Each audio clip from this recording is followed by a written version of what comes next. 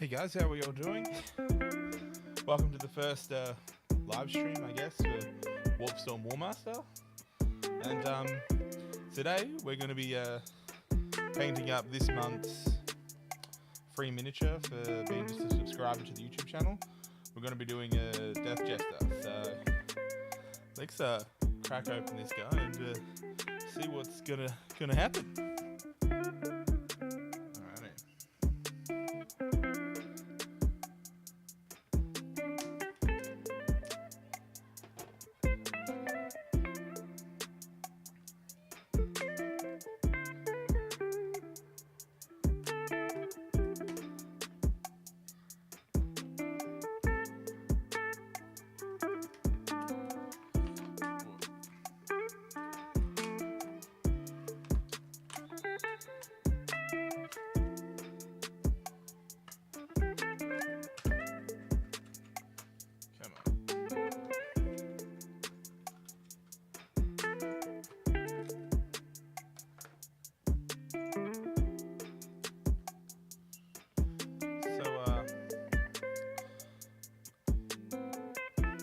I thought it'd be on a bigger base than this, but oh well. Let's start by trimming this guy out. Give him my little instructions.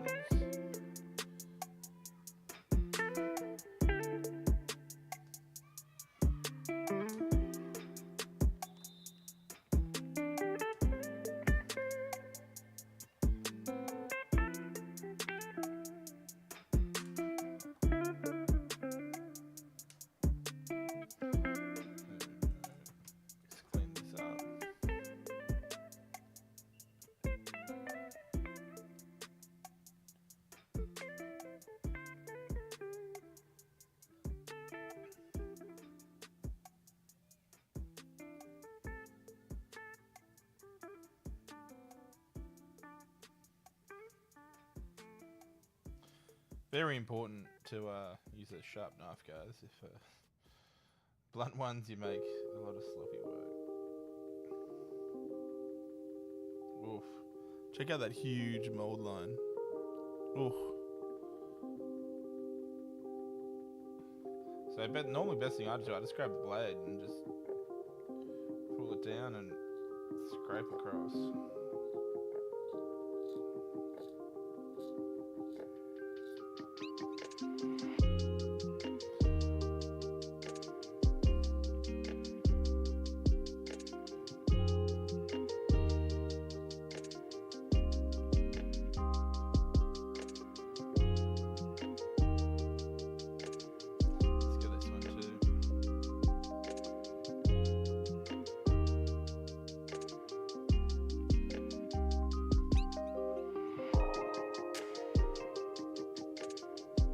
Also, the one on his leg there is very prominent, so.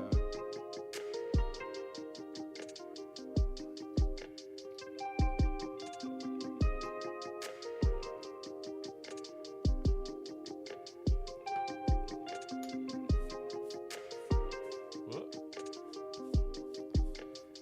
Don't want to lose my nice sheet of paper already.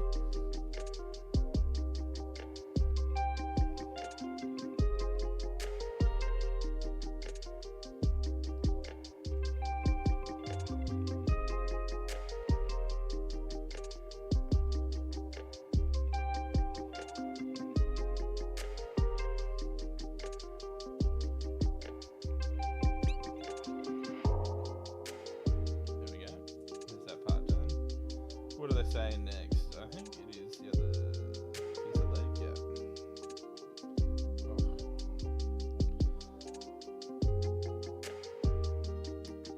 Love it when they put the supports like right on top of a prominent piece, just like that. Oh.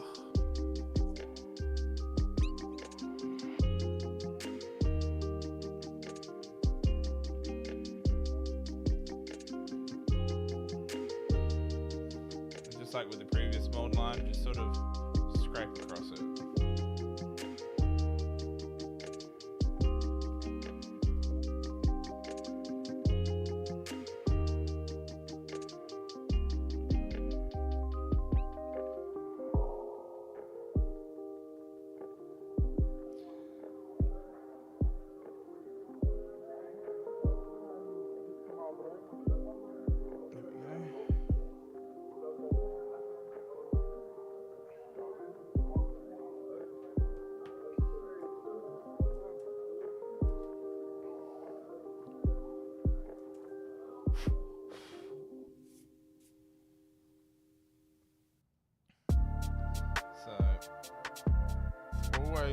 dry fit, just in case you've missed anything or haven't cleaned anything up properly.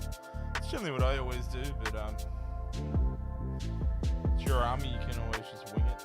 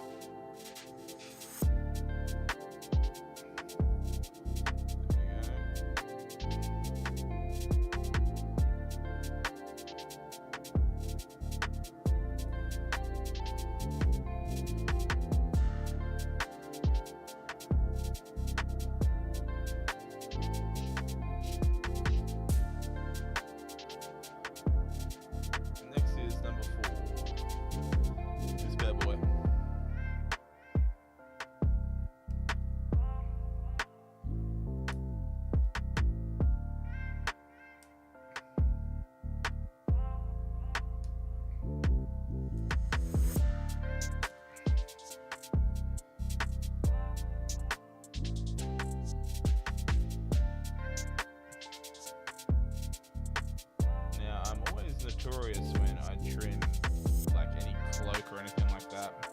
I always take like a big gouge out of something in the corner, and then I spend like an hour or two fixing it up. I really need to get some of those I think they're like little stick things of sandpaper that just mold it like malleable.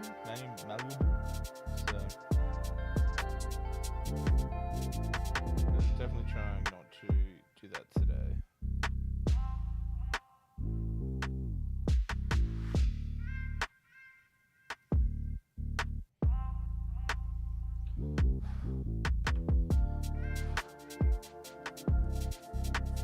I always tend to try and keep a super clean work surface, just because when dealing with glue, things can get in your hands and they can glue onto the model.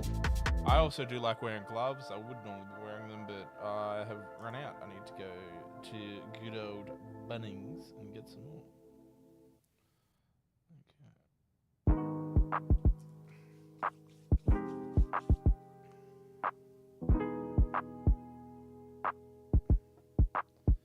Okay, so that goes on his back.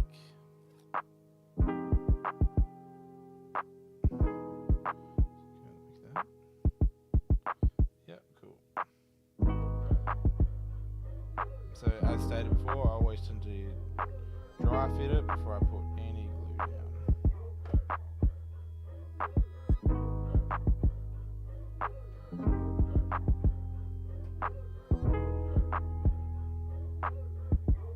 What? Oh, I dropped it. That's embarrassing.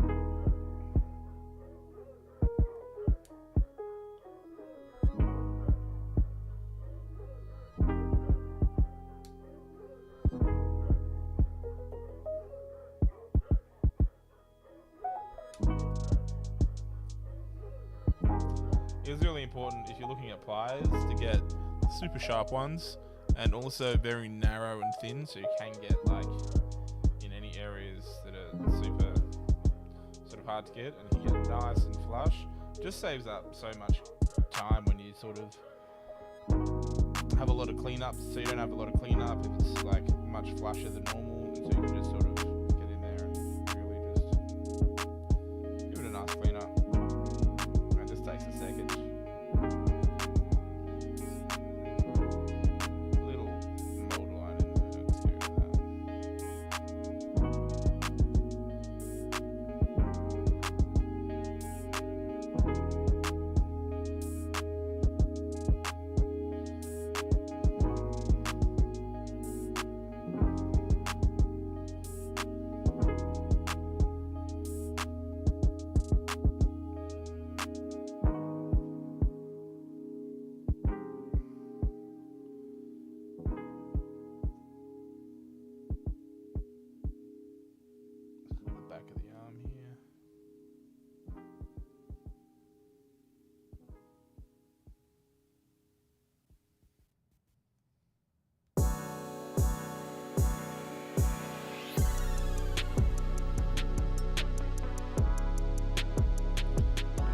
us a little mold line up in here.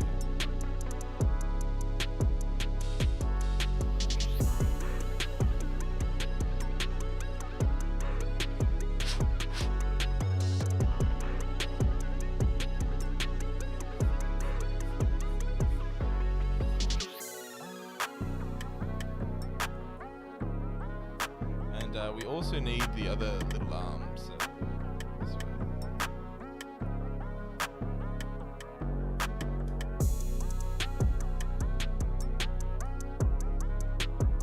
There we go. Let's clean him up.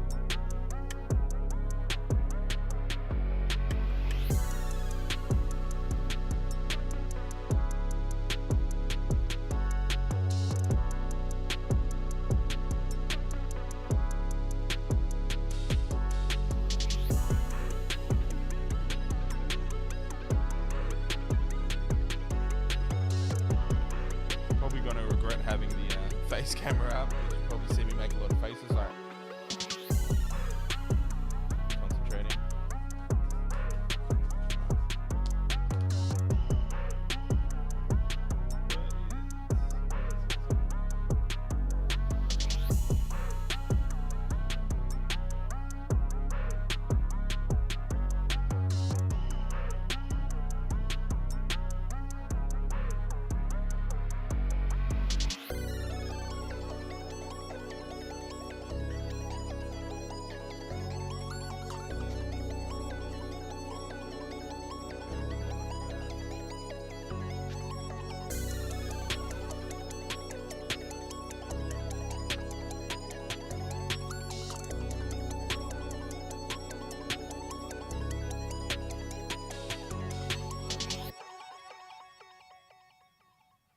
There we go.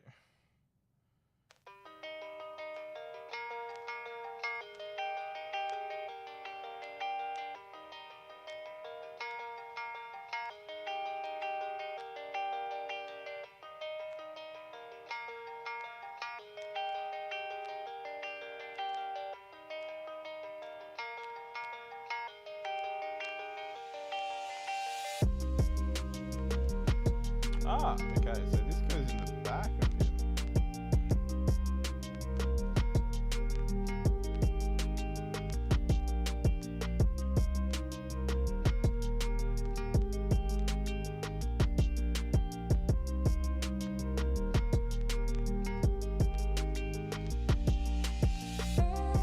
Interesting.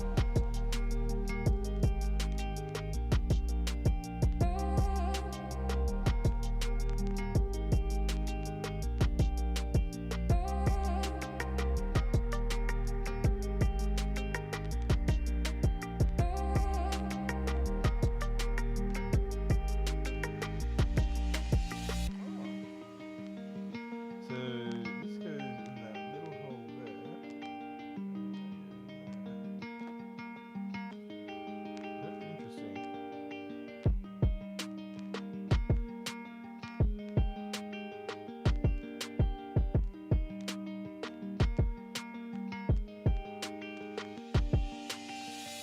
Yeah, that looks very odd.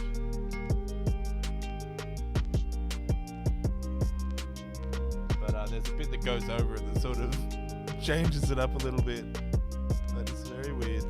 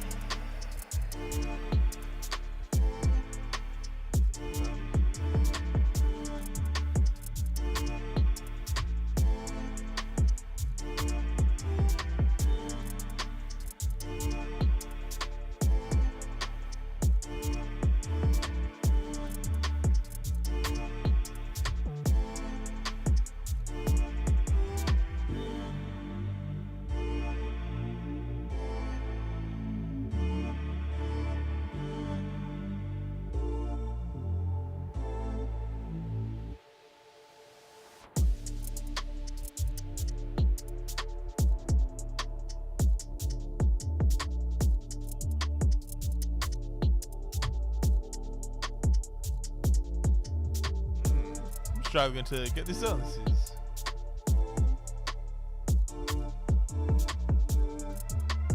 Oh, I know why. It's the wrong way.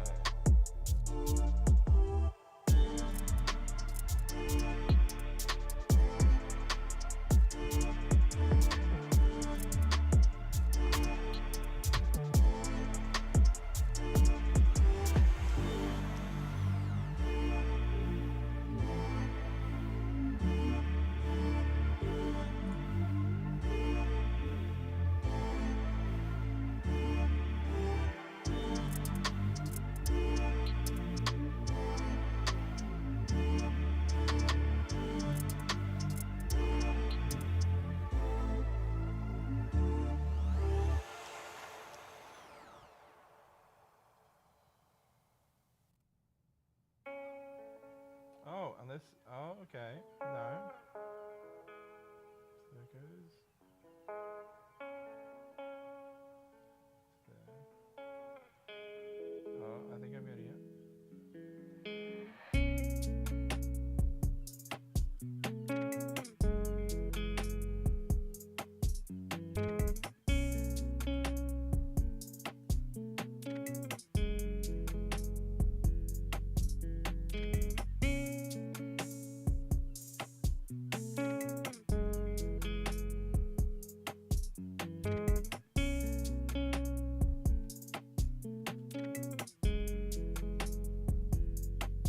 This is actually really annoying.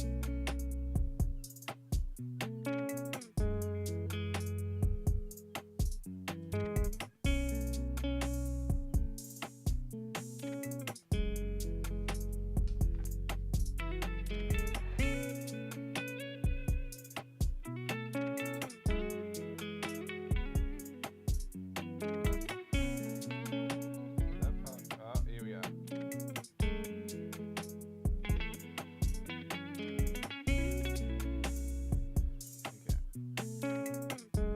We got there in the end.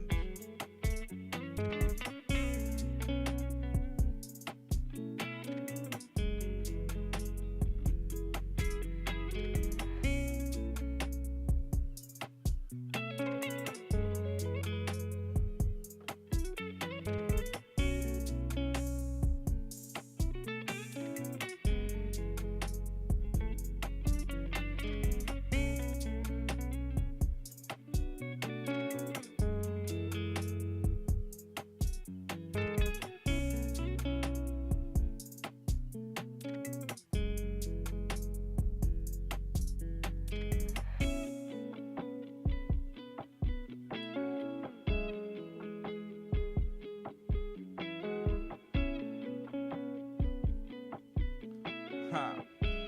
So it was this bit here that kept getting in the way. That is.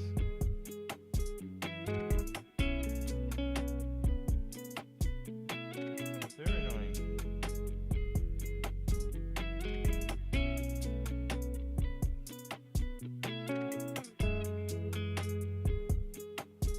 Clean it up one sec.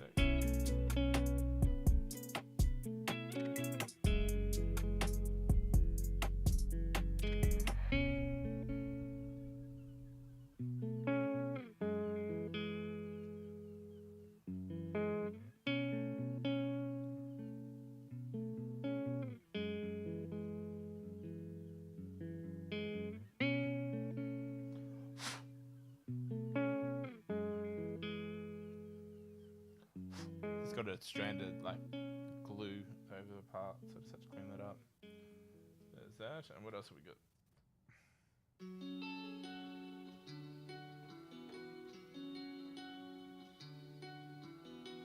Yeah, we've just got his head to do, and then the base.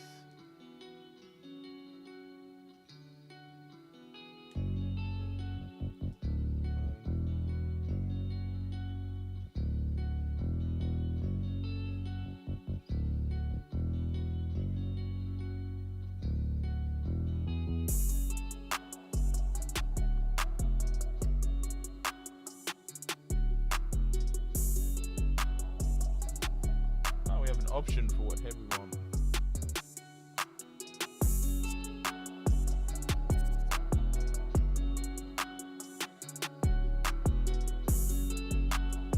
going to go the half and half one, just because I think that's really cool.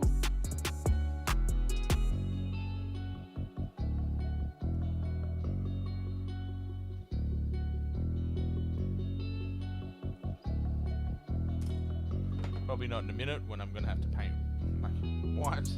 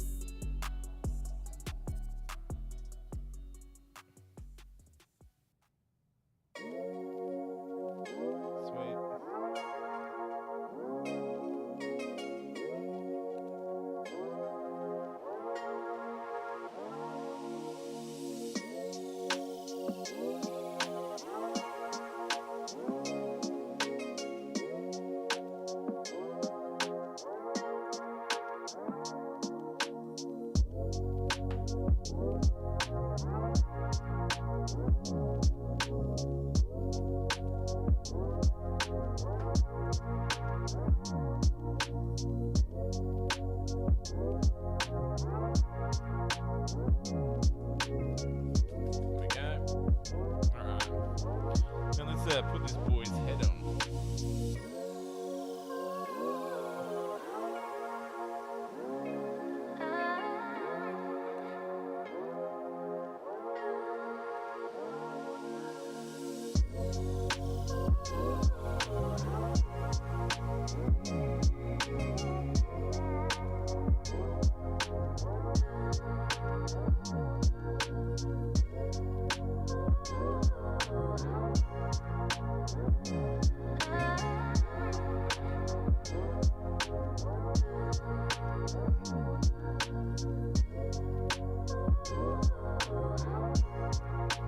There we go. I think it's the bottom bit of the base.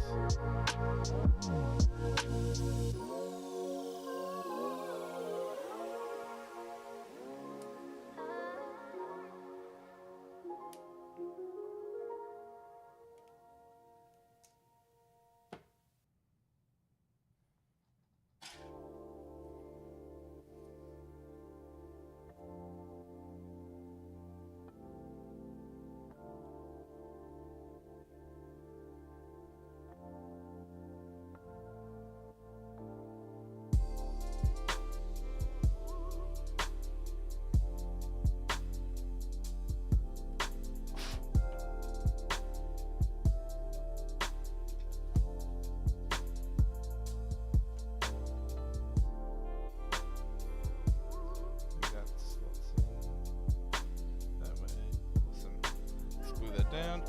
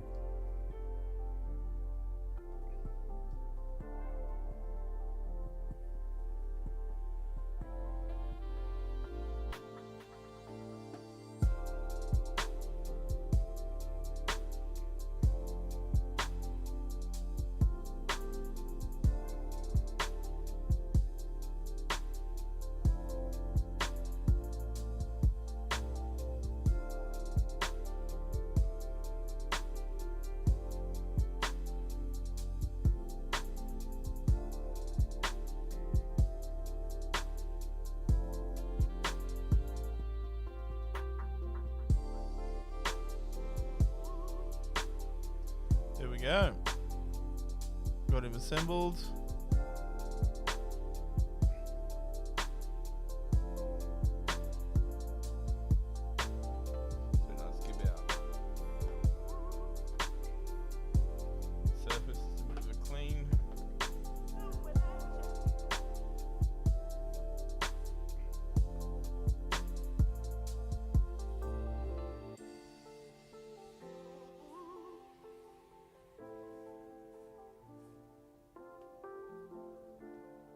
feels weird just cleaning sheet of paper, but you know, otherwise under that, I think it's just my nicer cutting board.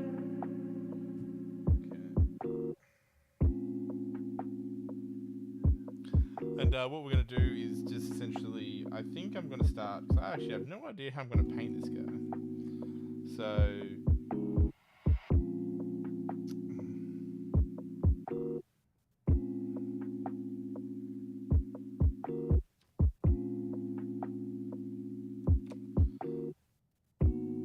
he has a nice sort of like, I'll show you, of course I'm going to show you. So he's got a nice sort of purple like cloak, and then it's sort of into a dark blue at the bottom.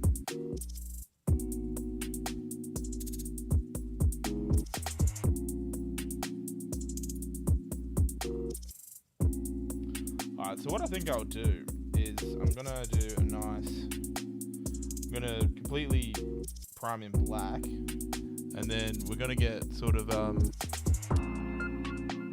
white ink and start sort of doing up like a zenithal on the top of the jacket, and then sort of a little bit as well on the back part of the jacket to get some definition, and then underneath as well the white ink, and then I'm also then probably going to do a tiny sort of pin wash with some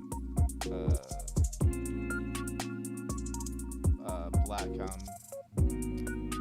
I could just manually do it because I don't necessarily do that many oils, and then yeah, really sort of build up nice color with sort of a purple contrast, and then same I'll do a blue as well, and then for the blackness of the jacket I think I'll do maybe, because it's sort of a nice blue highlight to the black. Yeah, I'll do a mix between a blue and black contrast, airbrushed over some sort of zenithal on the jacket, and then the gun's just sort of black highlighted in the skin, yeah. And then we'll see if we have time. I'll tackle some freehand and all that on it as well. Nice. And hopefully that's a little bit dry now. I can just do some sort of simple basing on it. So first I'm going to be using just some earth texture from Vallejo, nothing super fancy.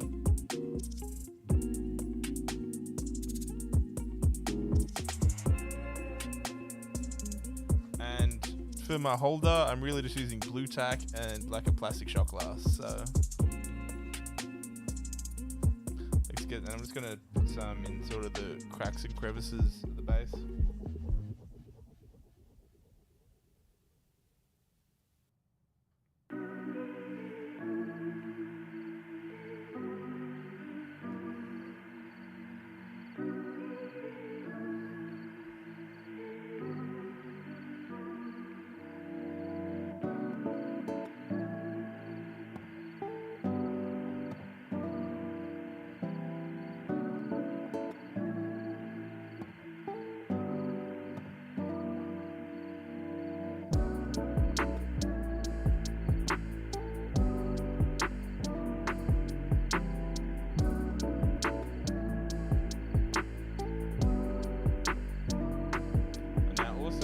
Make sure you use an old brush when doing this, because you're gonna ruin it using this stuff.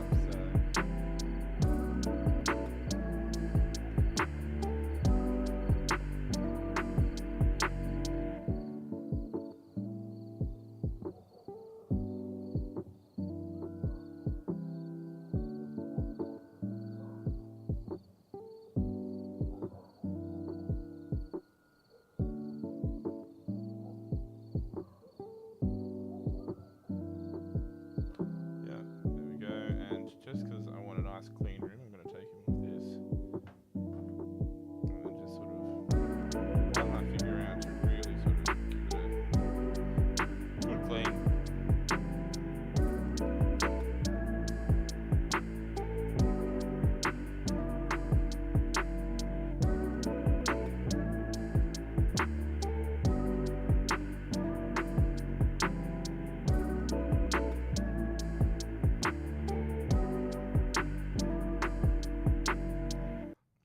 And if you do get any of this stuff where you don't want it, like, you can just sort of get a brush, wet it, and you can just sort of remove it as if you would like sort of wet paint. It'll just slide off.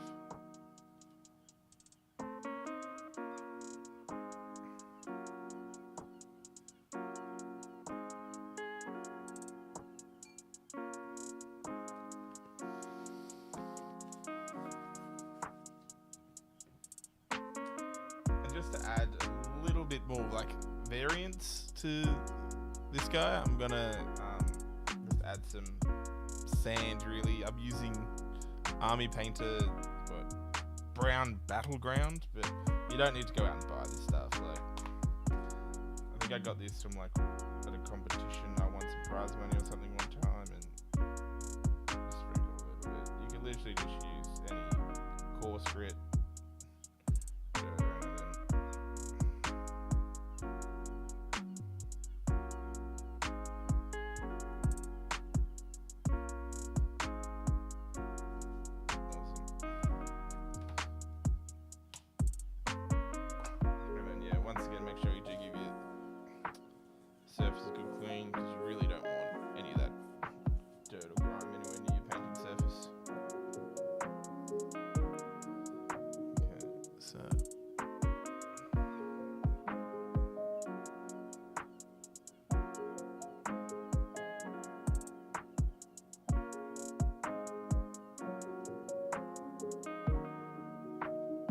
I think I'm just gonna move my light. Just give me a sec just so we can have, because we're gonna start painting.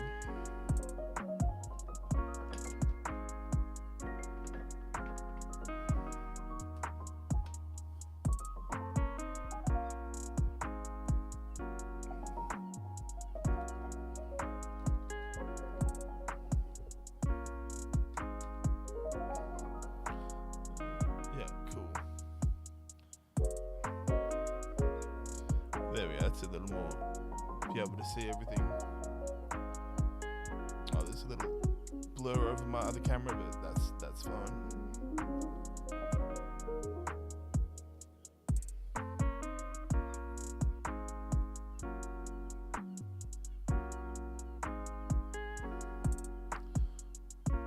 Sorry if I keep looking over here, that's where my monitor is, so I'll just have a look to make sure everything's working out right.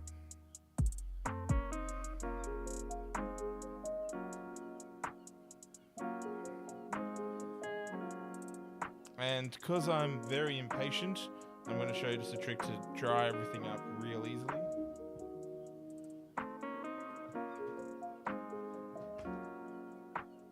I'm just going to mute my mic because you probably don't want to hear a hairdresser, a freaking hairdryer going off. So give me one second.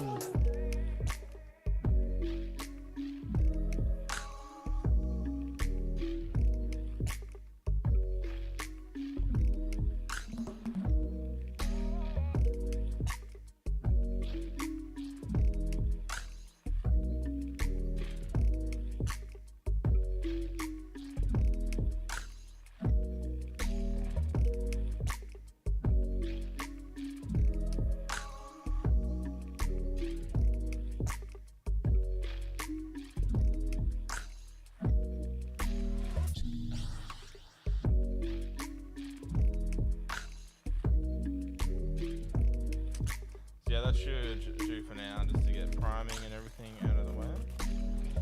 So I'm going to prime this dude up nice and dark, and obviously my favorite primer ever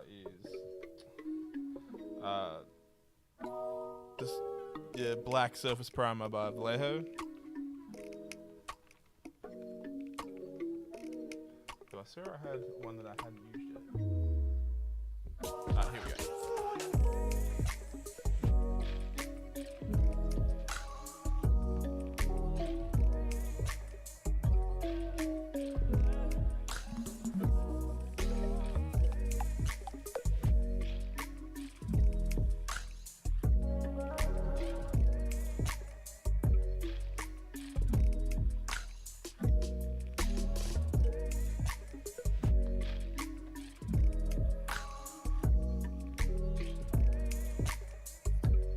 I'm just gonna prime in black with an airbrush, but beforehand I'm just going to get something to layer my surface so I just don't get primer everywhere because I'm airbrushing.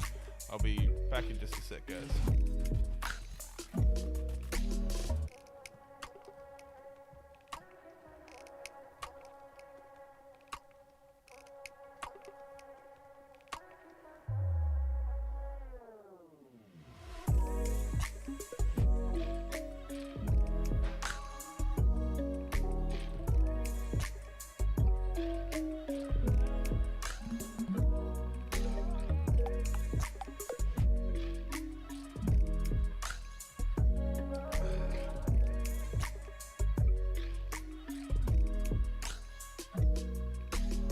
Right, I'm back. Sorry about that. Right.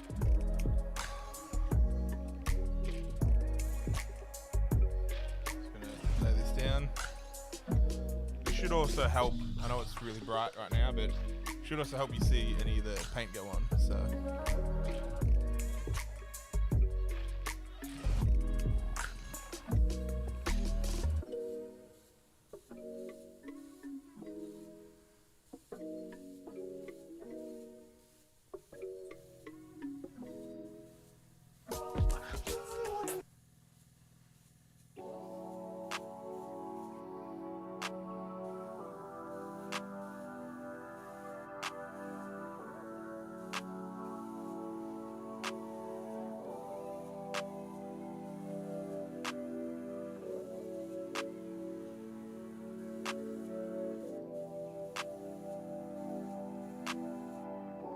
Oh, and as you see at the top, there's a little bit of a strange from my cleaning up I did.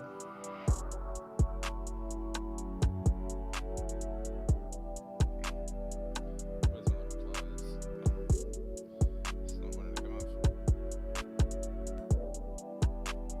There we go.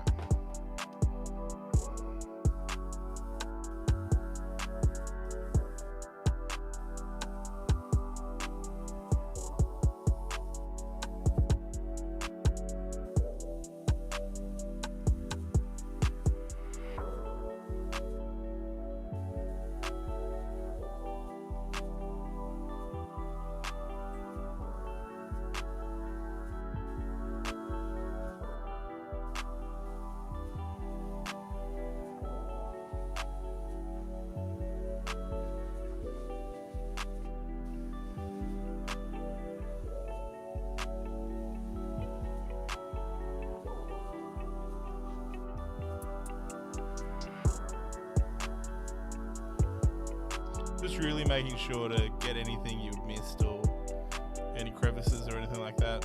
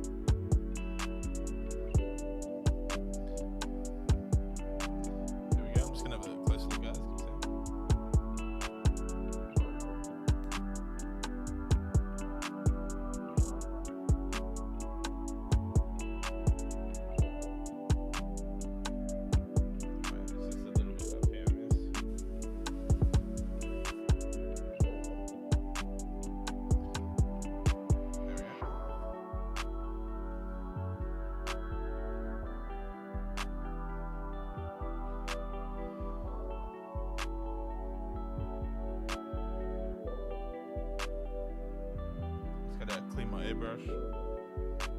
I just normally get like an empty, paint thing, fill it with water, pour it straight in there.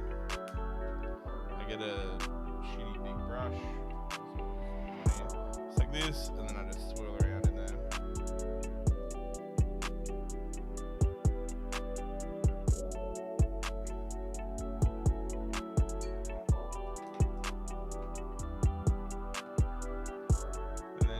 Just repeat until it's all clean.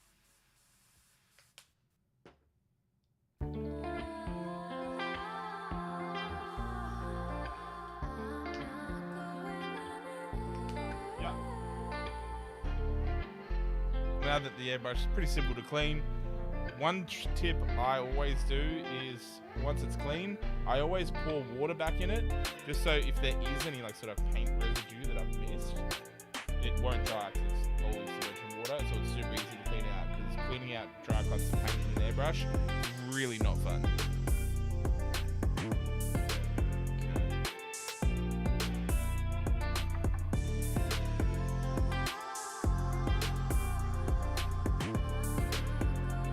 I'm just gonna go blast this guy with the hair dryer and dry him a bit quicker, and then we'll keep going from there.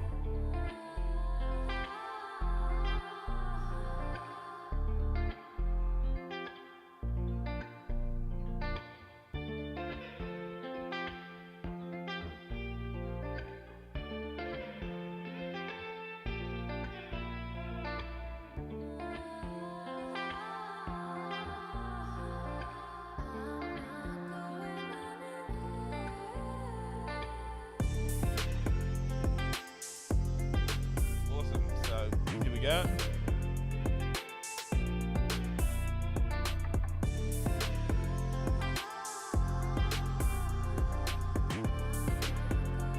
Alright, so now what I'm going to do is I'm going to go and, using the airbrush again, I'm going to go build up some real nice sort of white highlights on him with some white ink, so then when I go over it with like a contrast or anything like that, it's going to really pop and shine.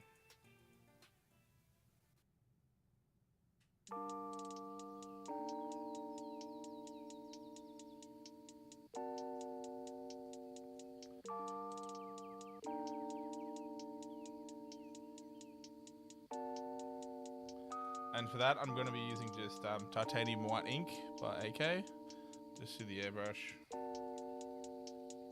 and just with a little bit of airbrush thinner as well.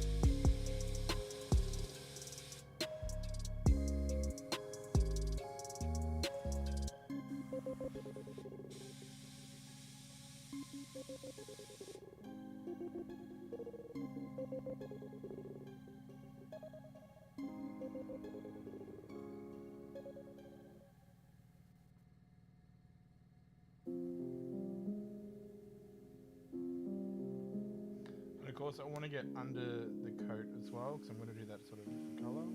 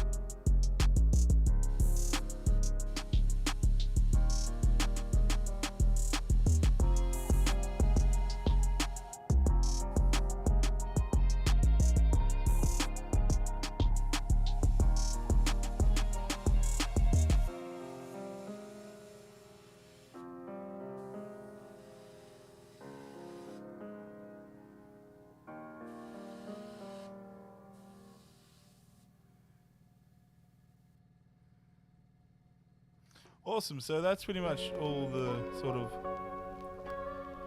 white work I'm going to do on it.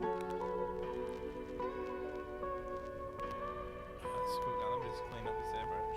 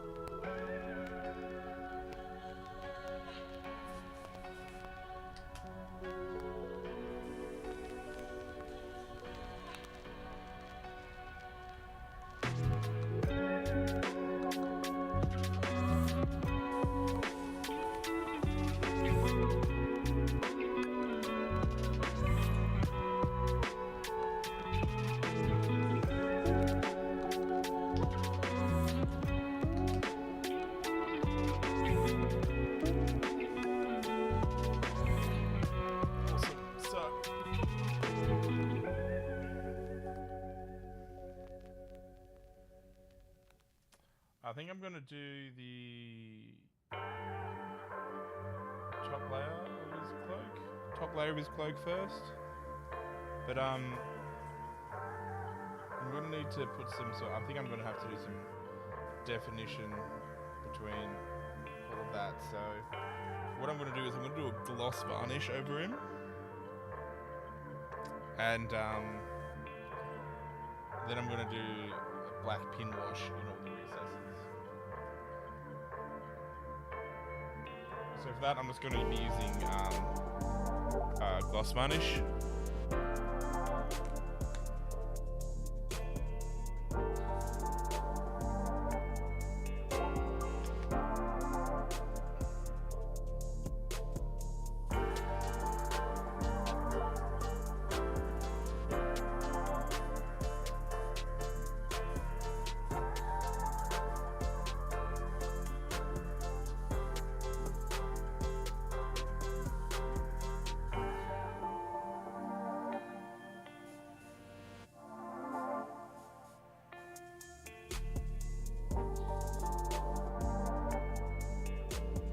I'm just going to clean the airbrush again.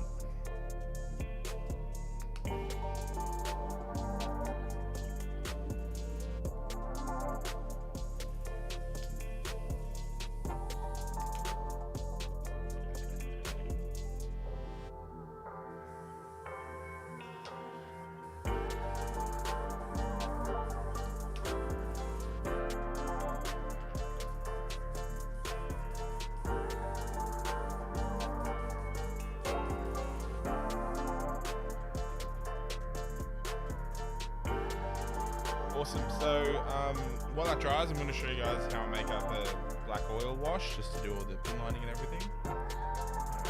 So I'm just going to go grab some white spirits. I'll be back in just a quick sec.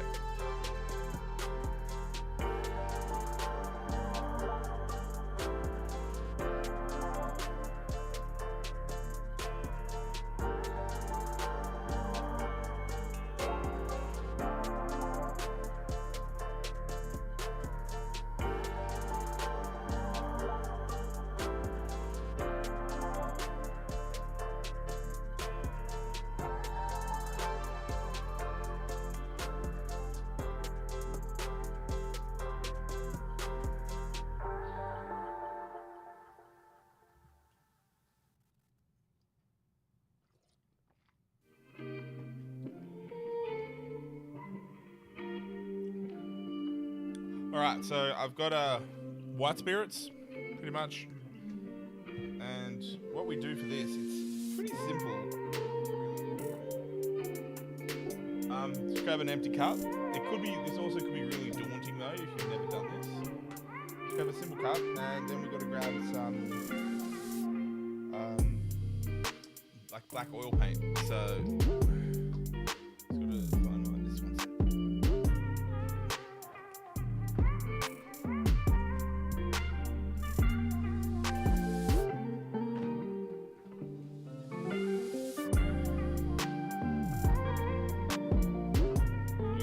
I use just Winsor Newton, lamp black? I think they call it lamp black. Now you don't need much of this. This will probably last me forever doing this for models. So.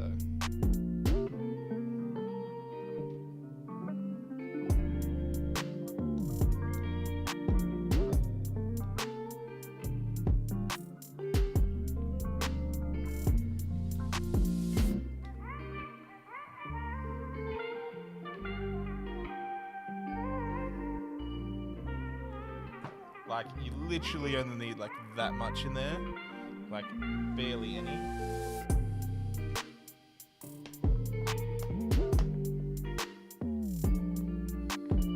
And then I get my white spirits. I do get a separate container for it, just because I like to mix it in, and if I do make any mistakes, I can dip a Q-tip in here and clean it up.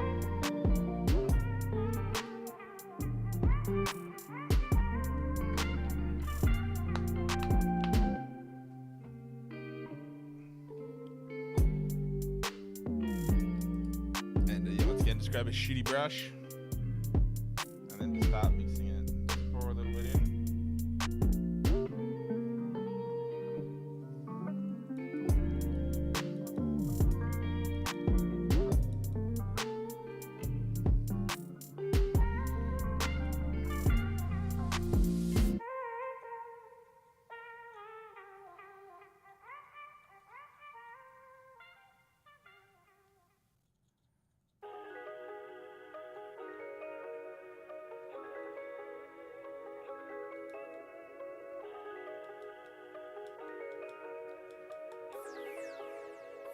yeah, this will mess up your brush. Like, look at what it's done to this already. So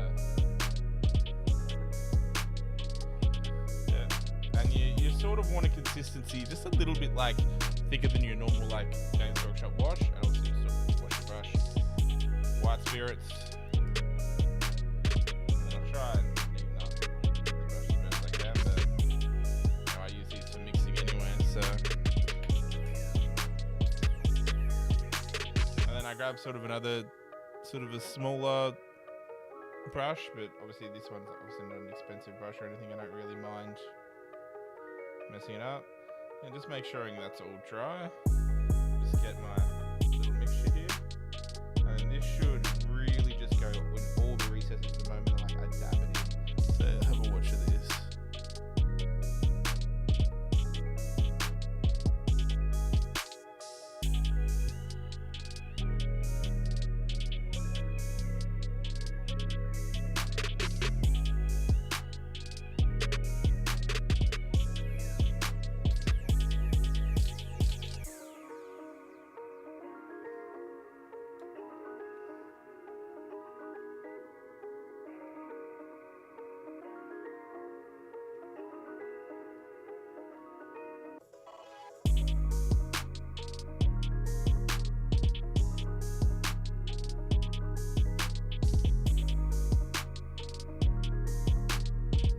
Now here I'm obviously overbrushing this, but I'm going to show you an example of cleaning this stuff up, how like sort of easy it can be.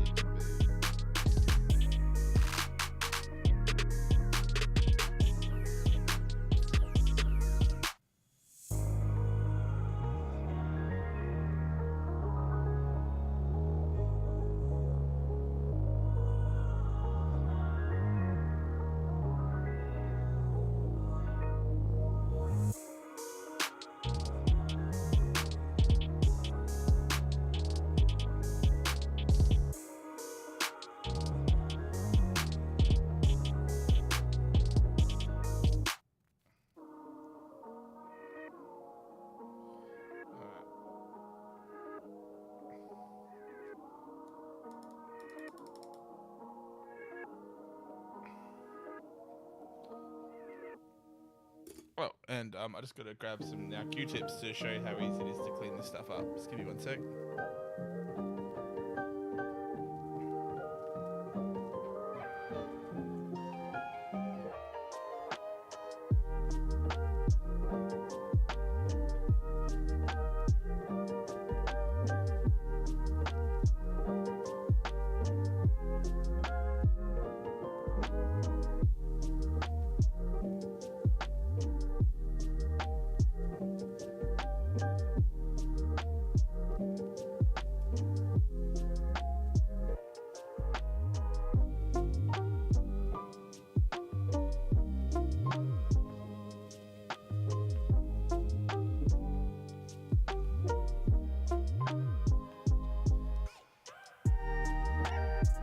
Cool. So,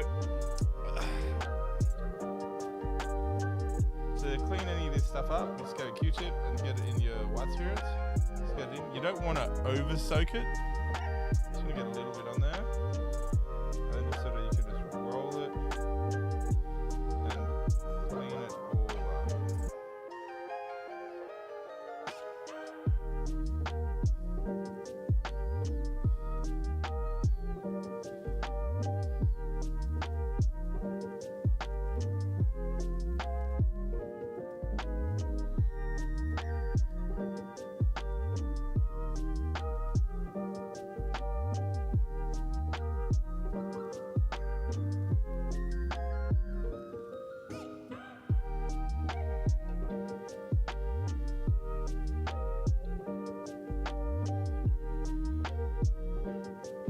Normally I would just pin wash all this, but I really want like a leather texture on his jacket. So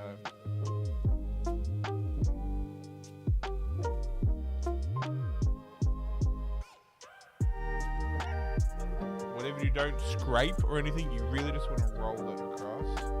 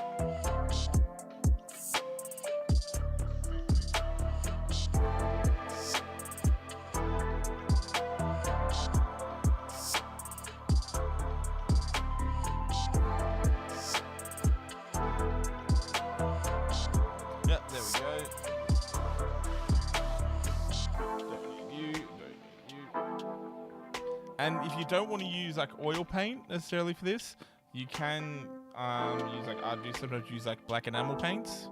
They are more, I'd say a little bit more beginner friendly and less daunting than having to use like full oil paint. Okay, let me just fix this focus.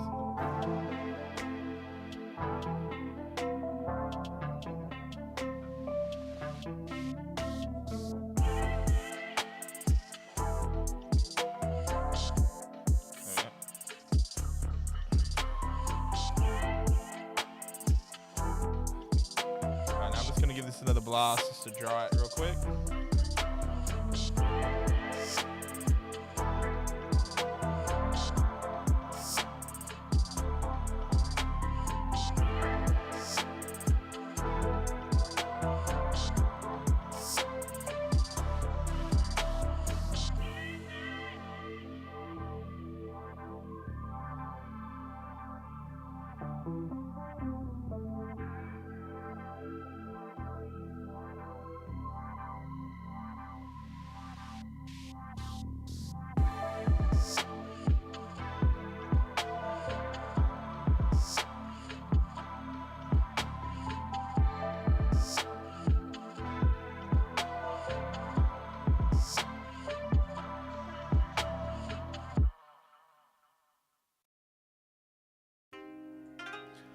Oh, hey Stefan. Airbrush is scary, honestly. I keep getting speckled results no matter what.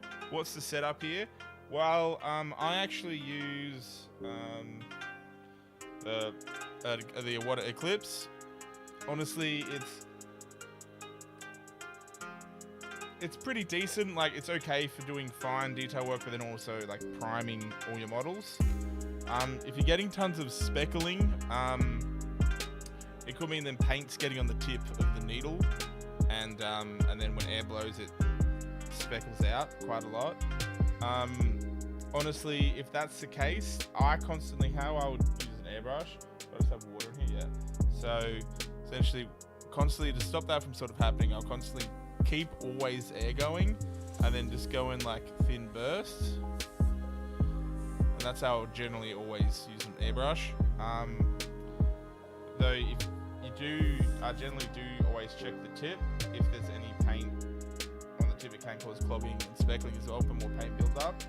And I also find that if I'm using like darker color paints, it's not going to happen to me as much, but obviously with white does absorb a lot of like light and dries real quick. Even with white, just doing this basic sort of zenithal on this guy, I did have to clean the tip about 4 times, and I had like 1 clog. And that was even with thinners and stuff as well. And keeping your PSI low, like if I'm just doing priming, I'll keep my PSI at about, let me double check. Yeah, but between about 25 to 40 PSI, 40 is like max. That's how I would use the priming. Anything like small fine detail work, I'll probably only use about 15 PSI.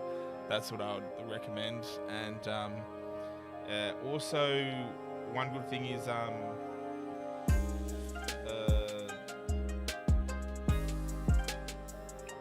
know the word, I just don't want to say it, a retardant, so like the paint doesn't dry as quickly. Mixing that in with the airbrush, I found really helped when I like first started out. Now I'm a bit lazy and I just do it, and I'm expecting a clog after about a minute work. But yeah, that's probably the best thing. Other thing I would recommend is like whenever I'd have like a pizza box or something, I would just airbrush the crap out of it and just try and like learn how to use the airbrush, obviously. Like you know, get it. Like when I've actually, ironically, he's here. I was trying to do like very small panel areas to do white, and I obviously messed it up on this dude. I got to start again. But then I eventually tried again and I got it smaller where I wanted all the light on them. And that was for the, if you have a look on, I think what my Instagram, that was the miniature of the month I gave away, the Emperor's Champion. And I had like, that's how I did black armor. I did like very bright white, where I think light would reflect, and then I went over it with a very dark contrast to sort of give it a bluish black hue. So yeah, hopefully any of that helped. If not, talking shit. But yeah, normally I think if it's just clogging and speckling with white, really just hold the air down, because if you stop, it'll build up on it, and then when you press it again, it'll shoot out. So if you've let go of the trigger, move the nozzle away from anything, press it, and then go back to it. That's another sort of trick. Alright. So that's dry. I'm gonna do the top part of the cloak, and for this, you could just use tape or anything, but stuff I really love is camouflage plastic putty for airbrushing. Not that I've ever used it for camouflage, but I get it. It's quite hard to start with, and then you got to snap it off, because if you move it slow, it'll just loop. And so what I do is I go a little bit, and I'll just put it over where I don't want anything to go. So this will be his face.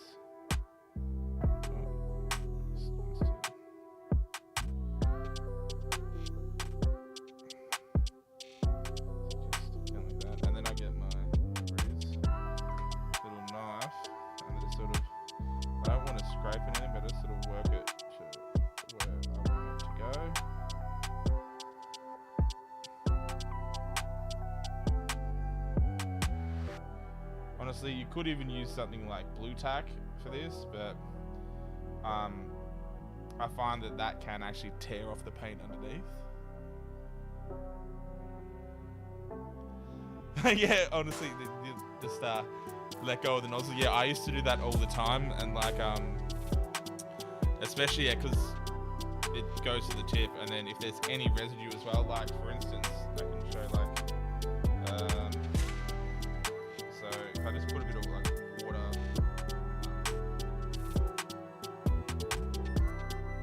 so if you have like water there, if I drop the tip in it, and then when I do it, it'll, so keeping air constantly going will avoid that.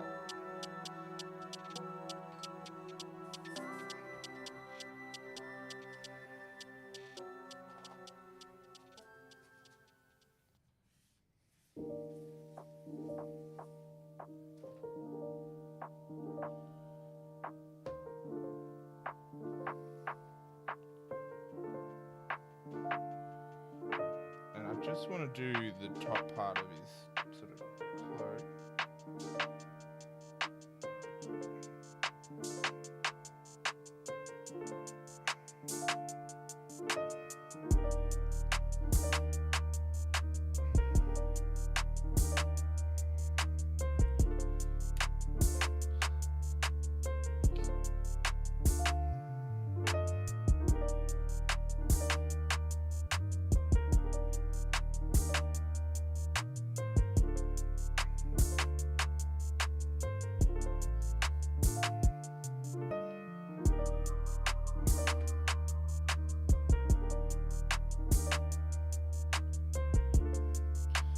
And when using this stuff, you do have to be a little careful because it will sort of droop over time. So you really want to try and get it as where you want it as possible. Alright. I think he's just his arm under there as well.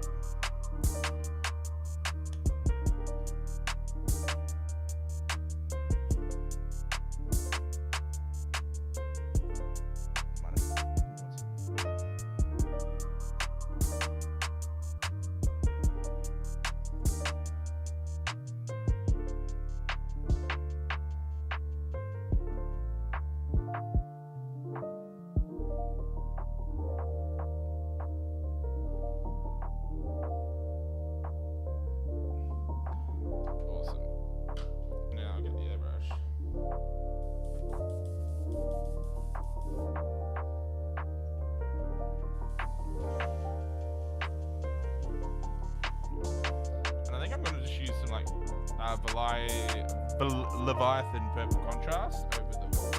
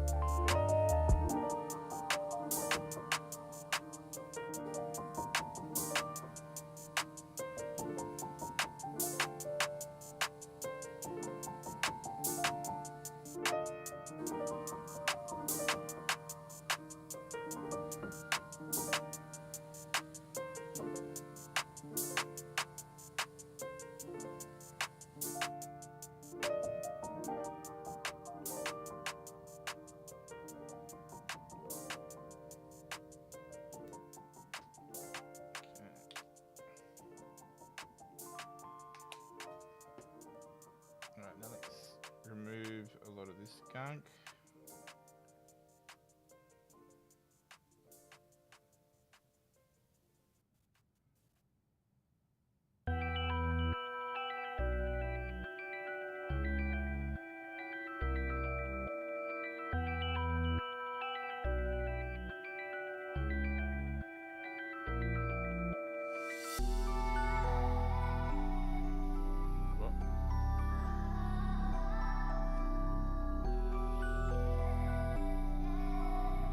And if you do use this stuff and you do see you've got like a little strand in there, this thing loves to stick to itself.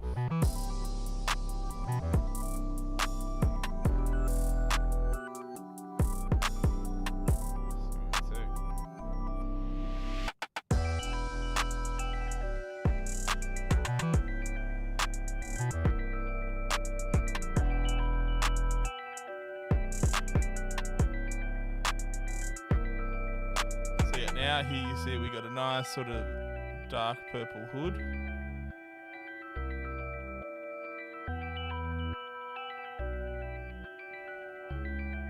And it's sort of given us our like 2 layers of definition. We've got our dark recesses and then we've got our bright edges. So it really does sort of speed up the process of painting, you know, with a brush.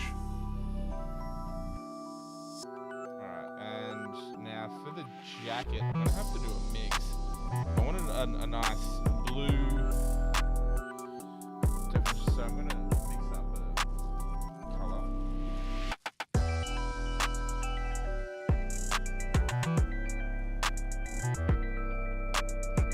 So I'm gonna use Basilium Grey, I reckon, and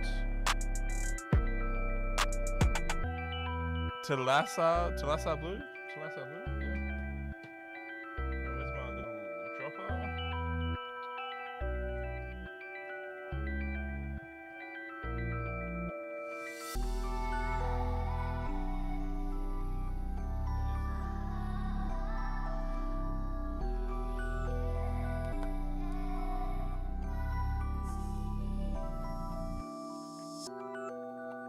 I think I'm going to do maybe 4, 5,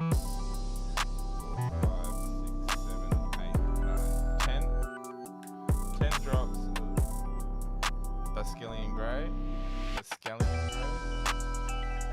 I think I'm only going to do like 2 drops of the blue.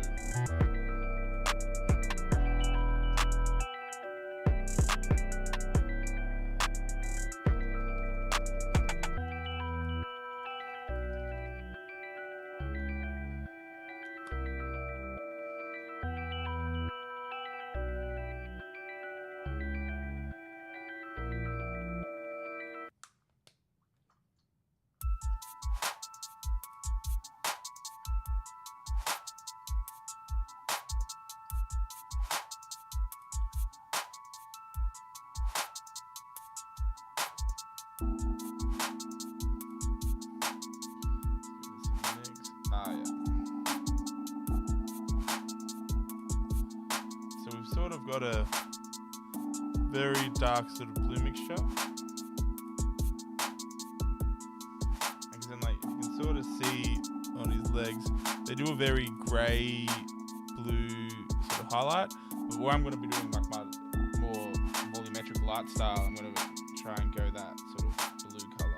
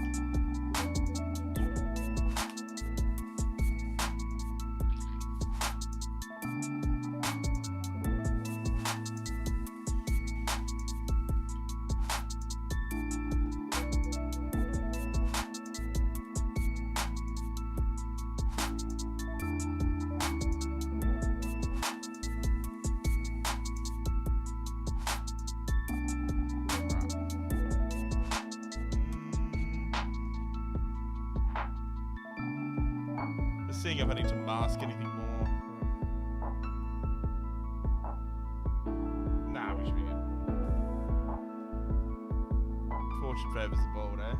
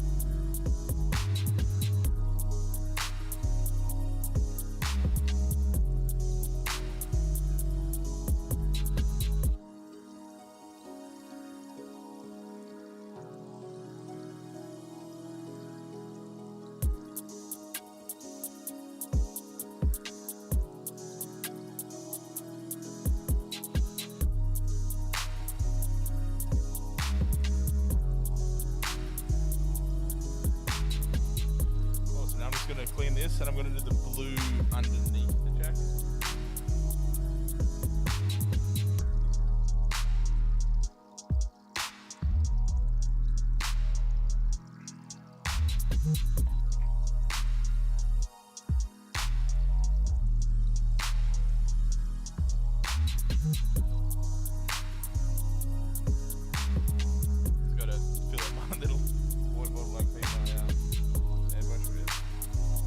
Get a bigger one and just...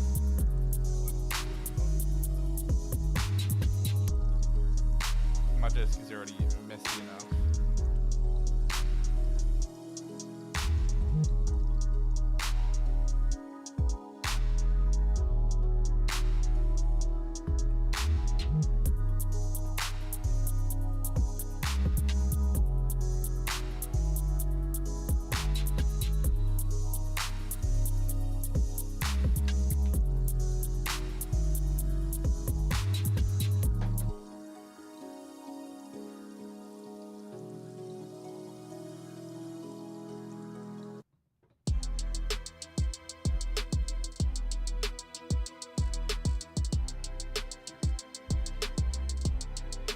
And just for the bottom of the cape, I'm going to use just pure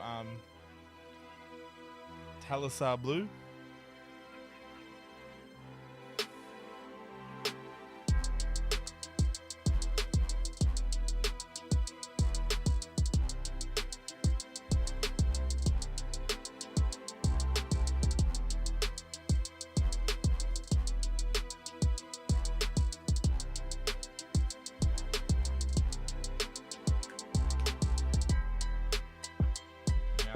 I've got to be a little bit more careful.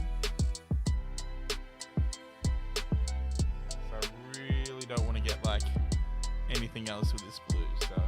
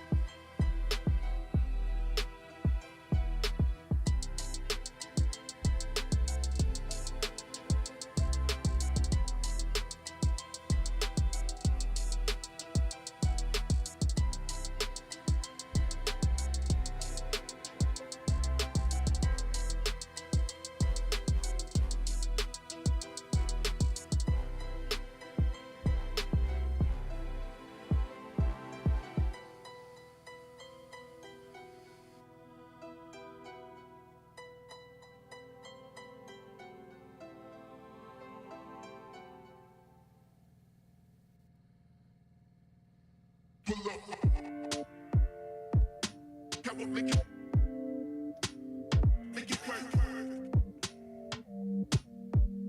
Pull up. Come on, make it work.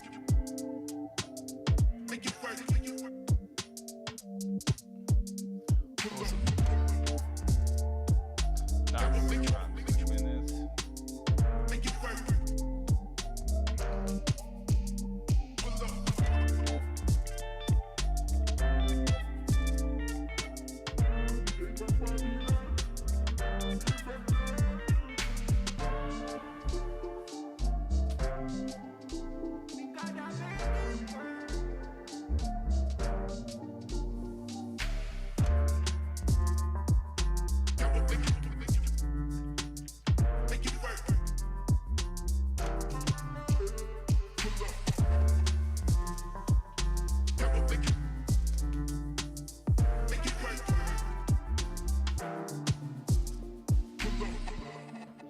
Right, awesome. So now that we've sort of, a lot of the airbrush work I'm just doing on the cloak and obviously the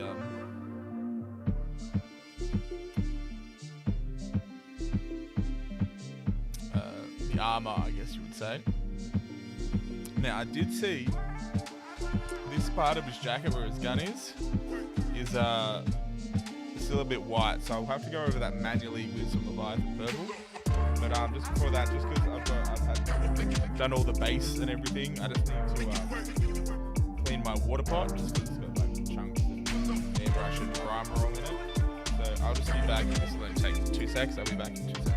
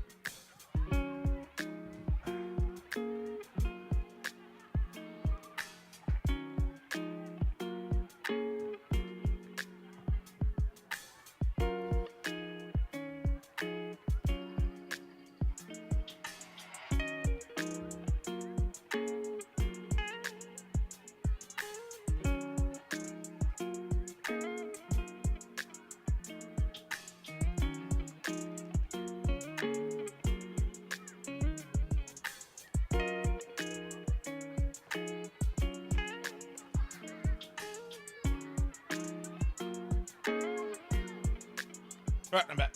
Okay. So, just open my wet palette.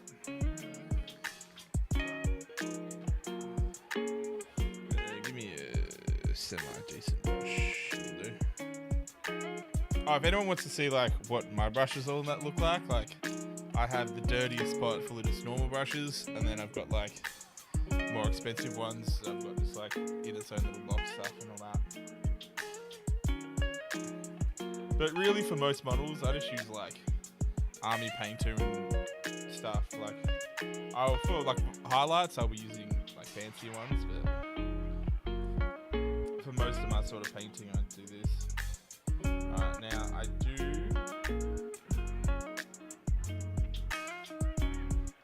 need to do that other part of the jacket quickly.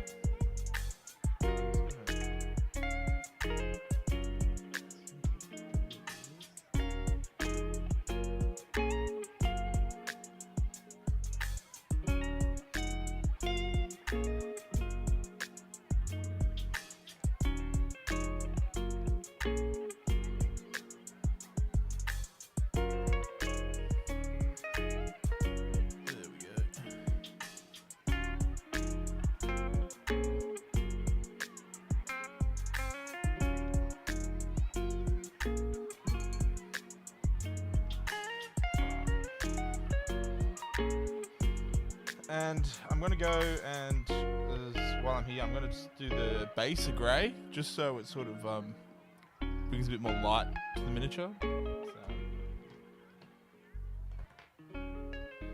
And for that, I'm going to be using, where is it? It's going to be using Dawnstone Grey.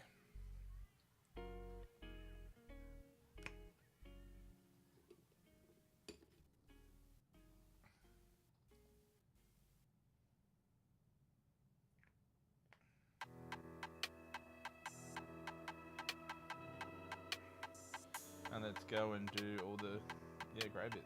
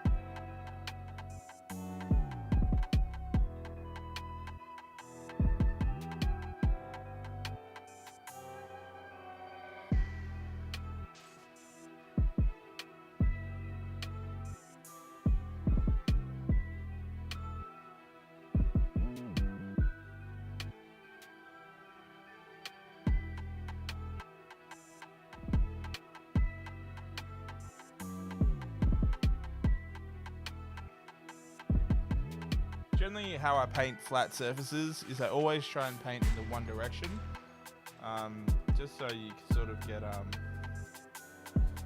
much more smoother painting. But then this is rocks, like it's a rubble, so like it doesn't really matter too much.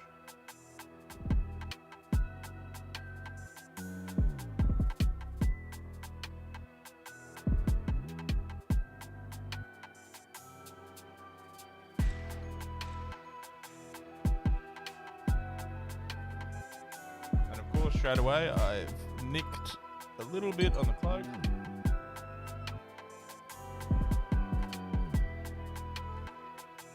That doesn't matter too much, because I'll be cleaning the trim up black anyway, so there's not the weird transition.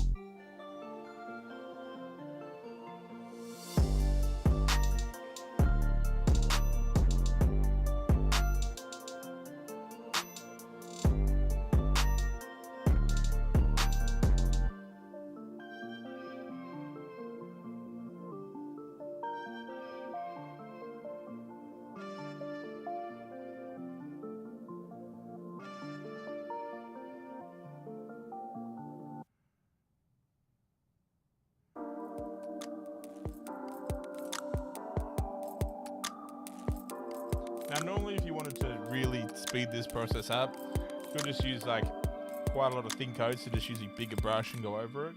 But I'm just sort of taking my time with this a little bit more than usual, just because I will be giving this model away at the end of the month for my free miniature painted every month. So it's taking a little extra care, just because you know, it's not going to be sitting on my shelf. Hopefully it's sitting on someone that wants it. Looks like I don't want it. Oh.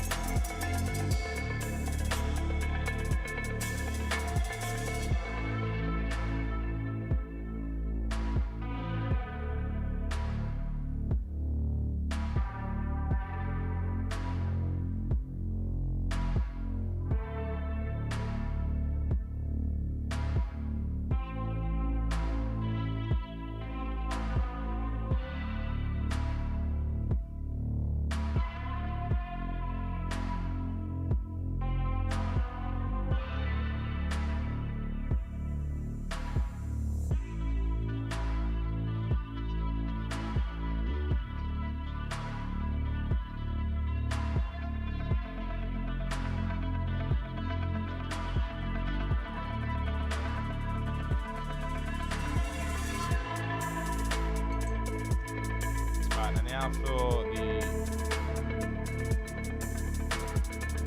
the sort of rim of the rock, I'm going to be using just ivory.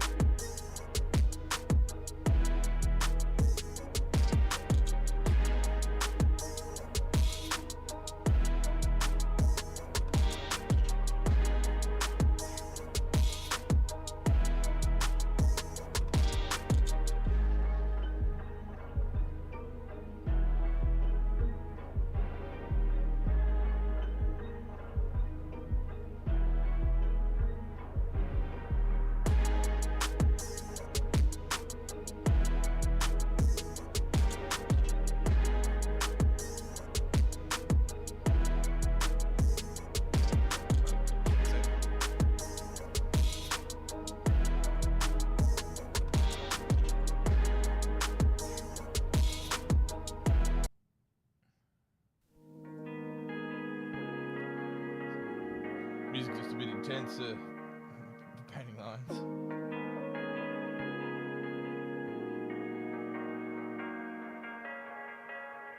Now I actually don't mind if it goes in the gaps. I'm just sort of blocking it out to get a solid coat onto it.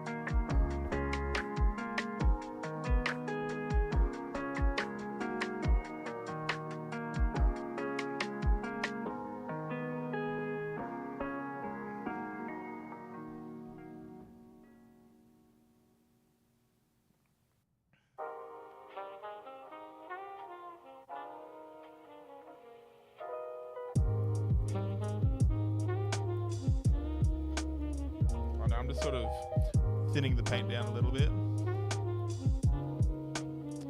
The ivory, yeah, it's actually ivory. It might look a little white on the camera.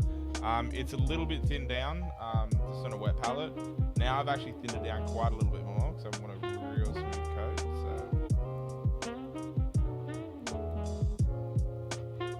And I actually want to get in all the cracks.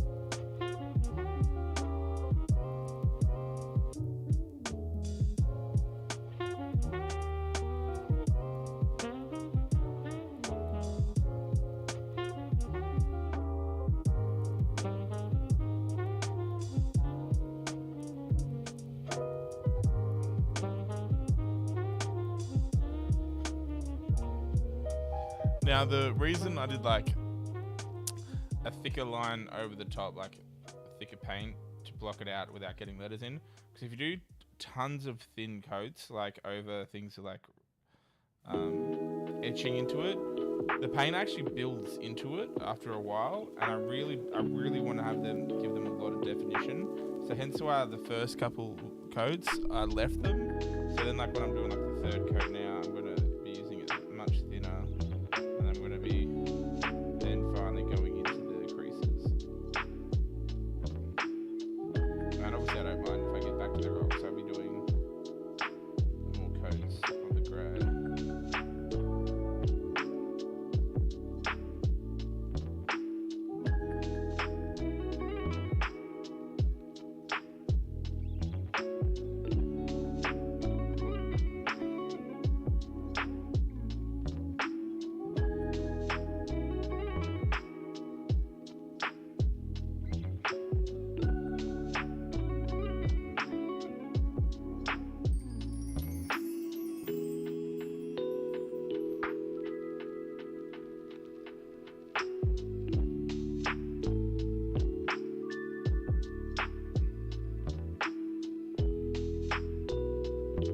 Whoops, see, I've got a big thing on there. I gotta get rid of that.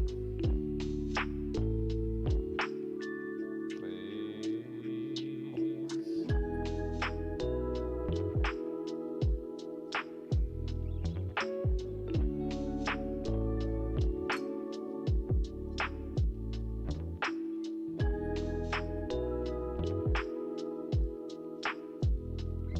Come on. Whoops.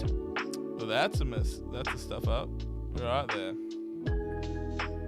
That's okay. We can fix that.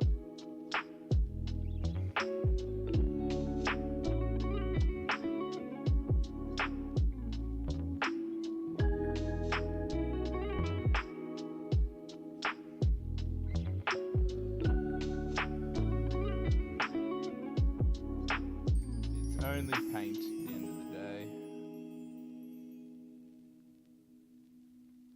Everything is fixable.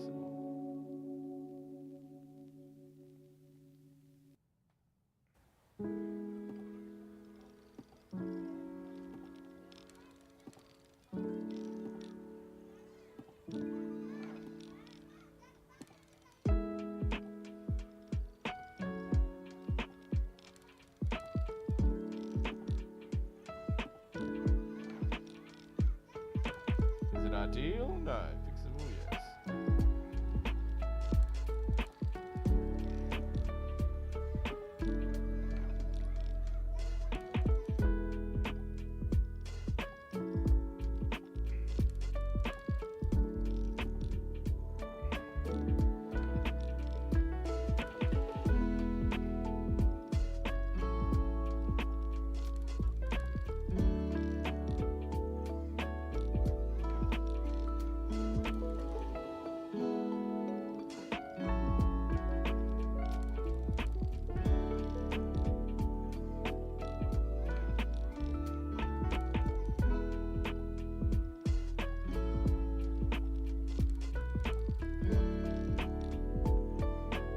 I swear, this thing nailed in there.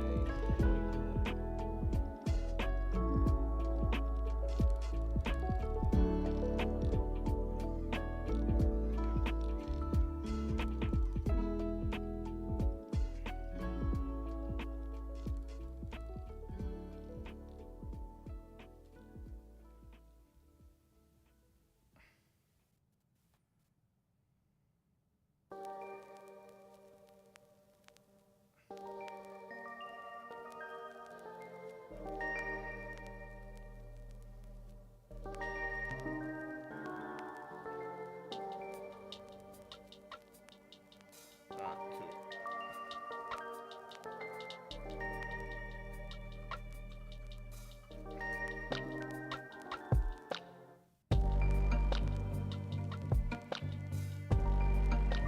Alright, let's try and fix that mistake. And if I can't fix it with a brush, you just go back. White contrast paint spray. But I'm going to try and fix it with a brush.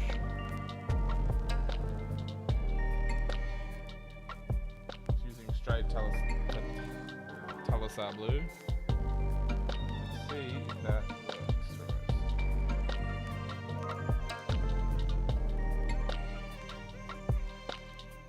One coat over, yeah, kind of see it a little bit more. Let that dry a little bit. We'll do another coat.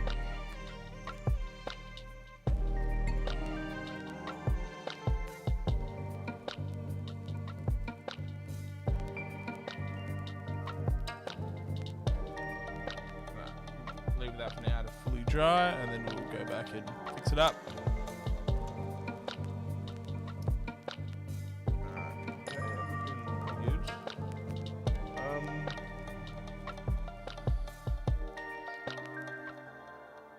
I actually am going to use another contrast paint for what we've just done with the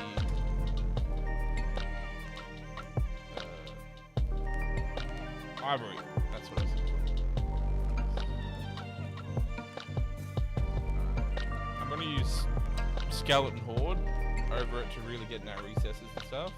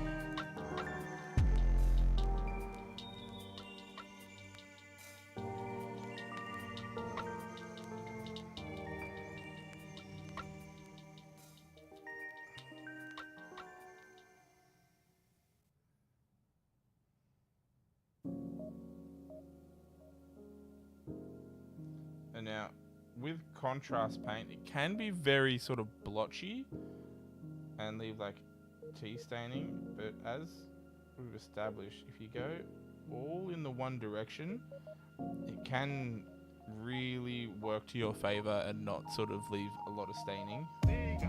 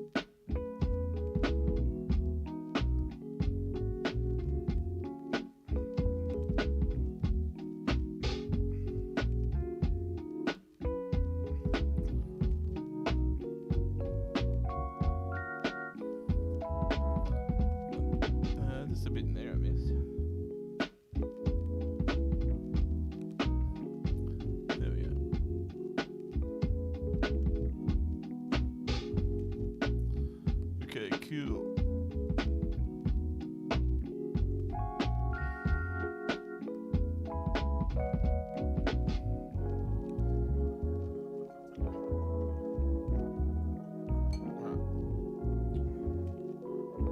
Back to our little mistake we did.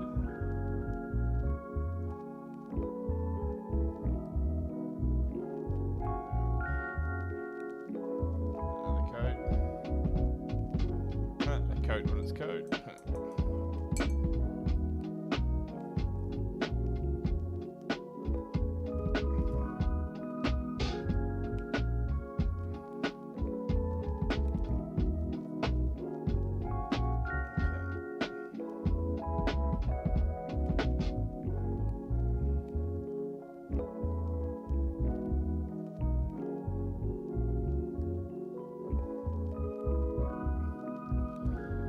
Now I'm just gonna do like a brown in the dirt part, I guess. And for that, I'm just gonna use scale color brown leather, I think. Only because it's literally right next to me.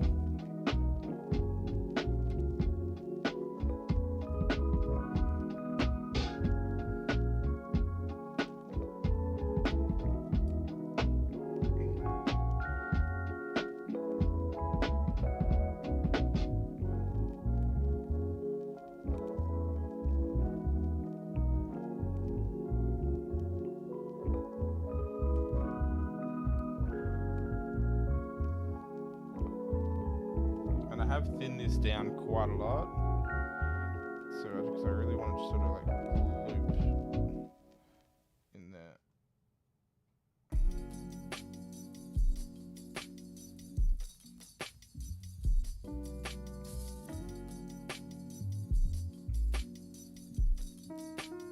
And it doesn't matter if you get any on the stone or anything. Like, at the end of the day, it's going to just look like dirt. You can leave it, or you can paint back over the grey with it.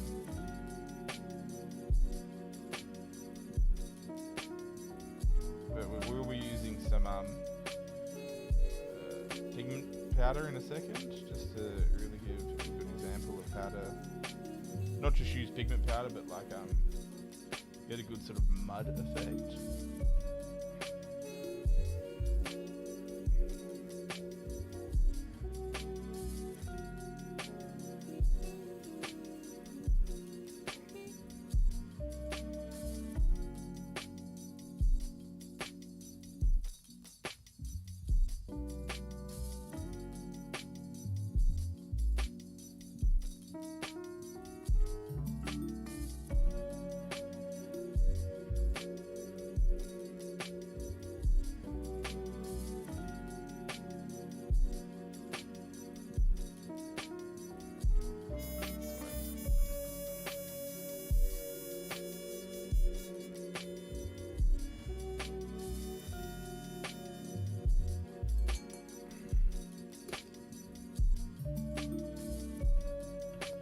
So yeah, just want to really get it in there.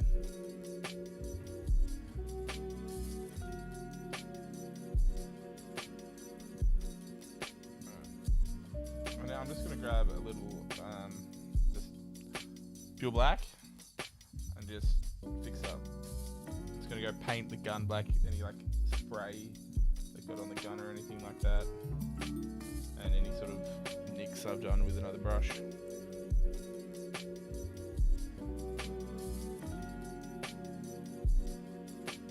Like with the foot here, I've clearly just given a nick, so I'm just gonna go that with the black.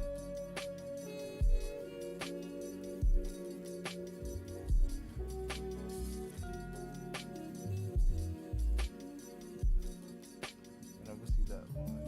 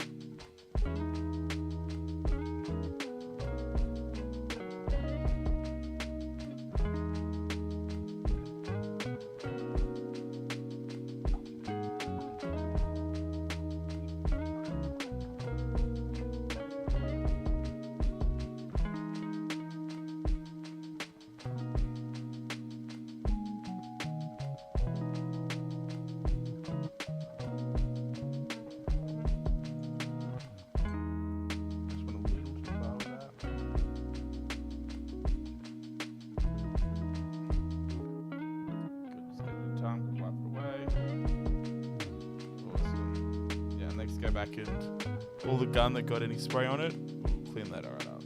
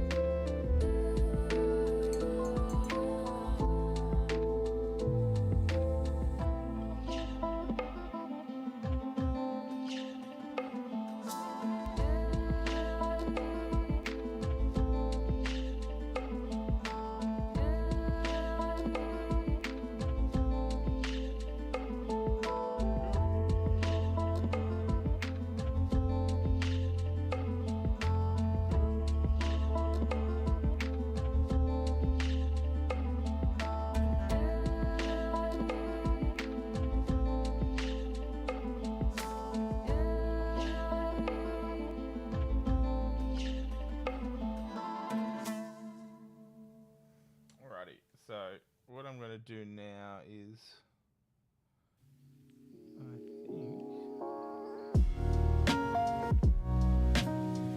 I'm going to go do one part of the face and the chest cavity, and so for that I'm going to, what color do I want to do this?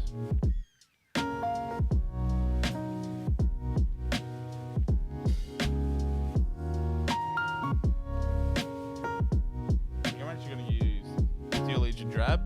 Start with from the bone.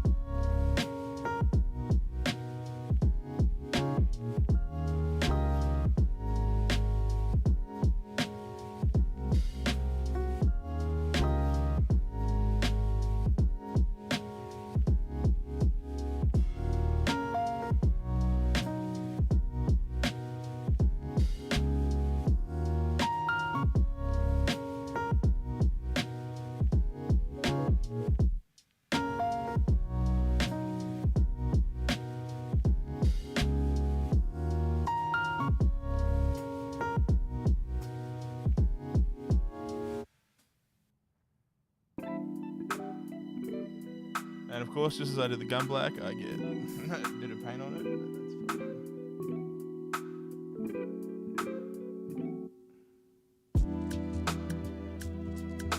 Just gotta do a close inspection. Give me a sec.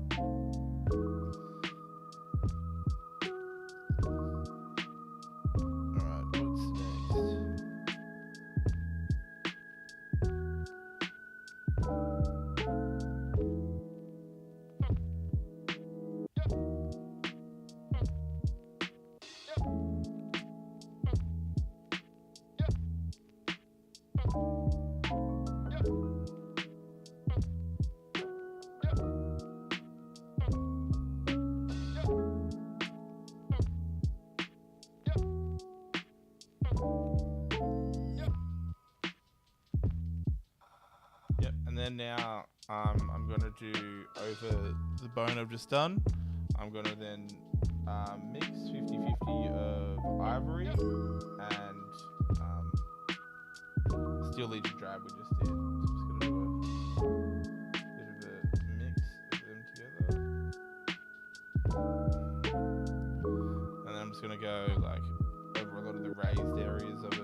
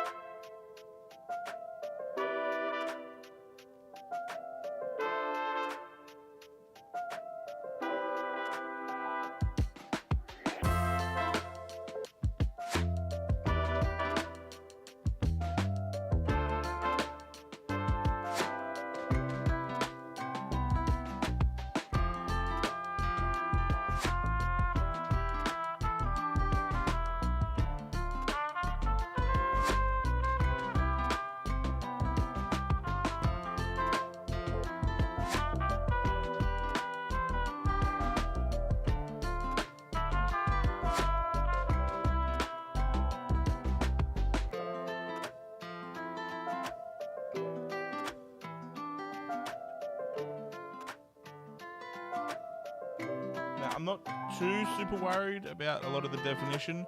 I'm really just wanting to build a solid color for this.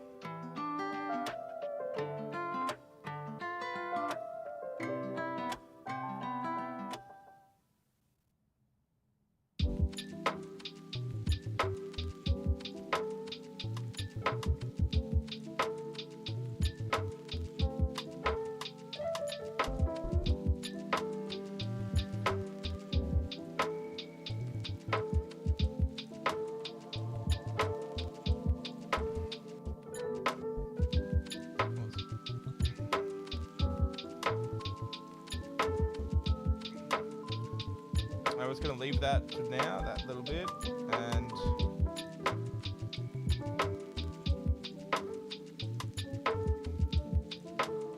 just checking the base bit to see if that's dry yet. Nope.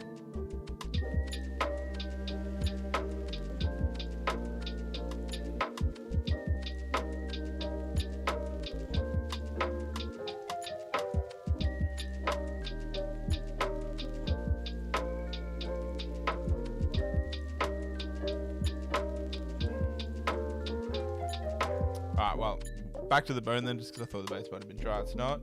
We're actually going to use an enamel on that now. We won't need to varnish it or anything. It should be perfectly fine. This is going to get in all the dirty bits and get it real nice. And obviously for that, I'm just going to use a little bit of streaking grime.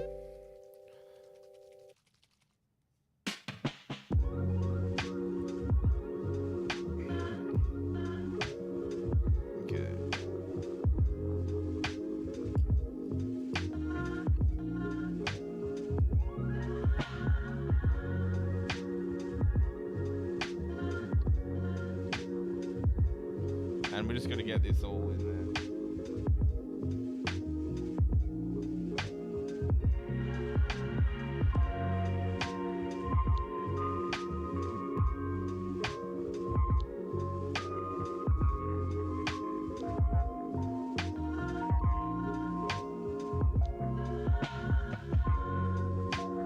Now this might look real messy now, but we'll be able to clean it all up.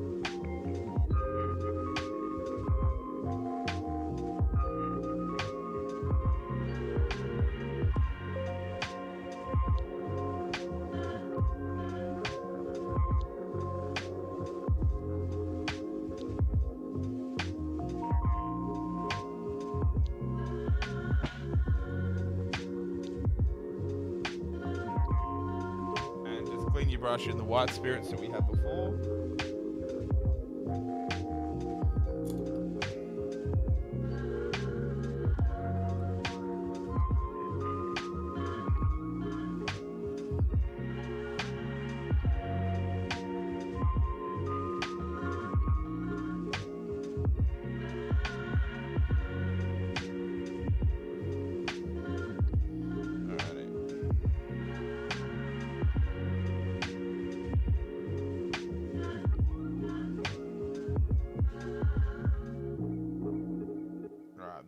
The ground should be dry enough at this stage. So now what I'm actually going to do is, it's going to be a two-part thing. I'm going to use some, where are they? No, I don't want that one.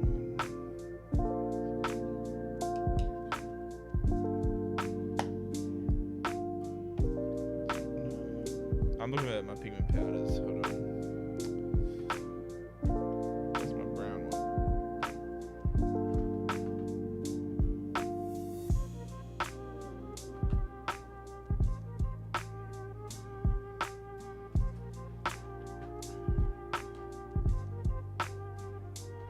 There we are. So I'm using burnt umber pigment. Just want to put a little bit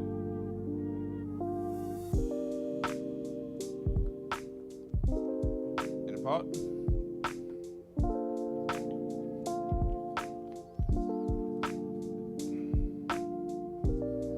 And then what else we want to use is isopropyl alcohol. We're just gonna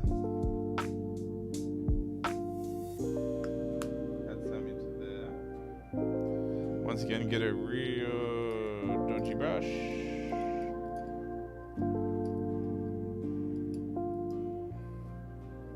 Mix it up.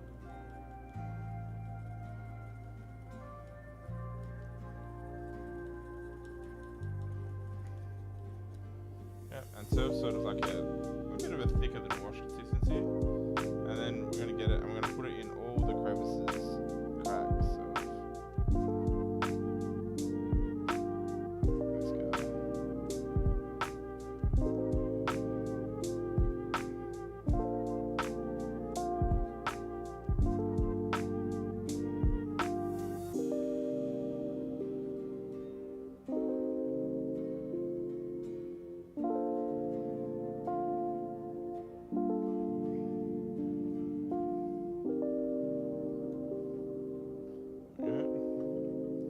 And because we used isopropyl alcohol instead of like water, it should dry relatively super quick.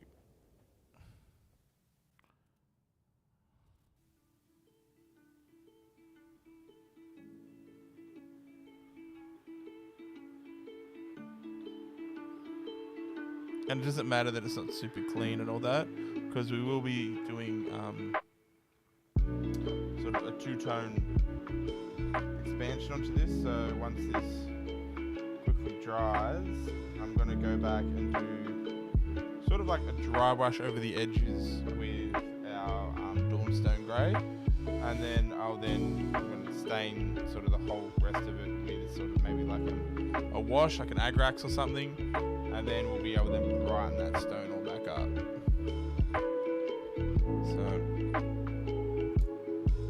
I'll get a sort of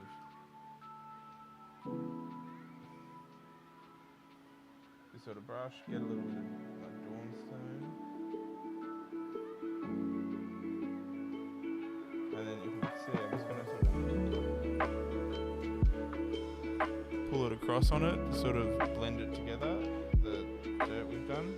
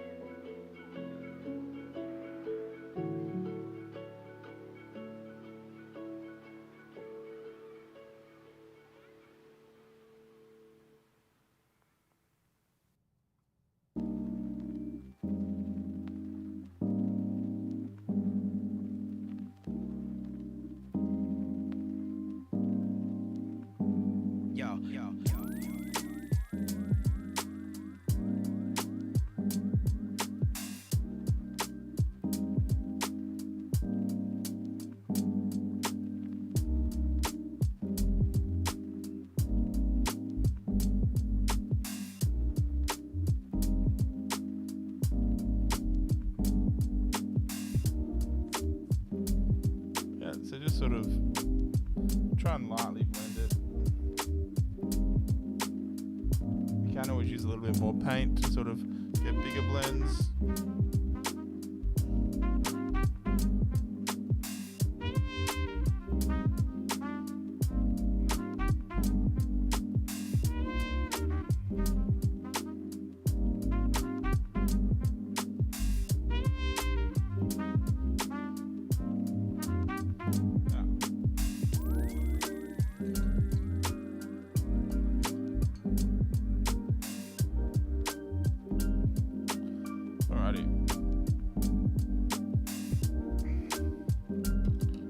And now we're gonna do a sort of wash on the whole thing, and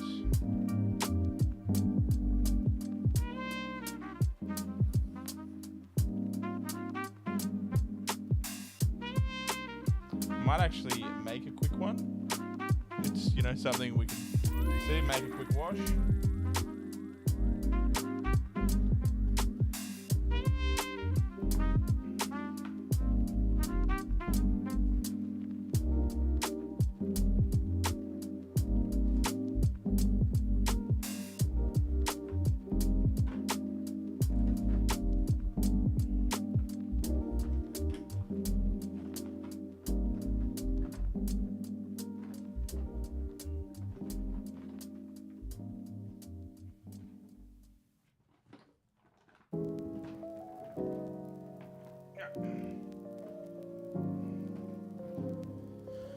So what we're going to do is use black and brown ink. So we're going to add about 5 drops of brown ink. 1, 2, 3, 4, 5.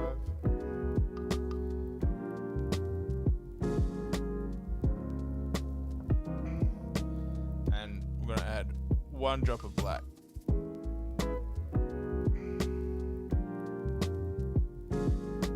Maybe even 2 drops of black.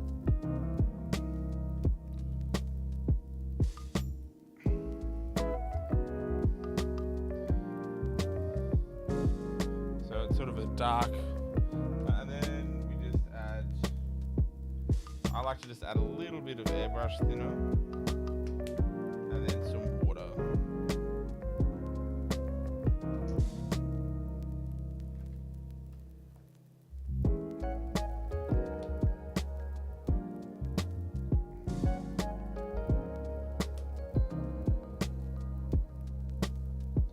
And there we have it, sort of a very simple, sort of Agrax Earthshade almost. And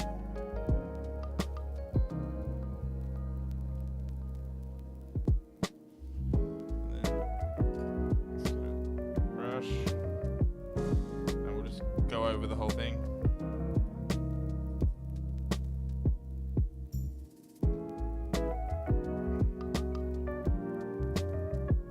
See how it literally works just like sort of like an Agrax Earthshade.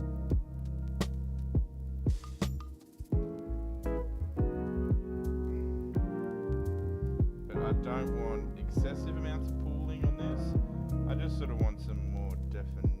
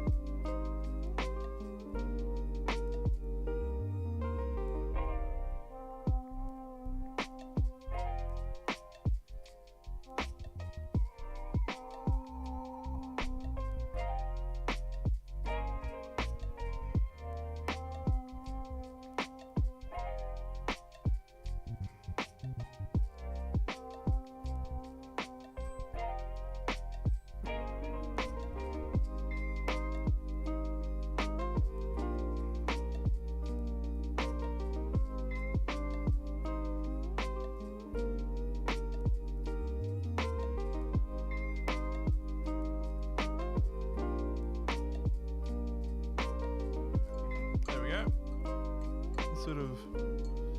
Now, obviously, then we're going to brighten this the hell up. So.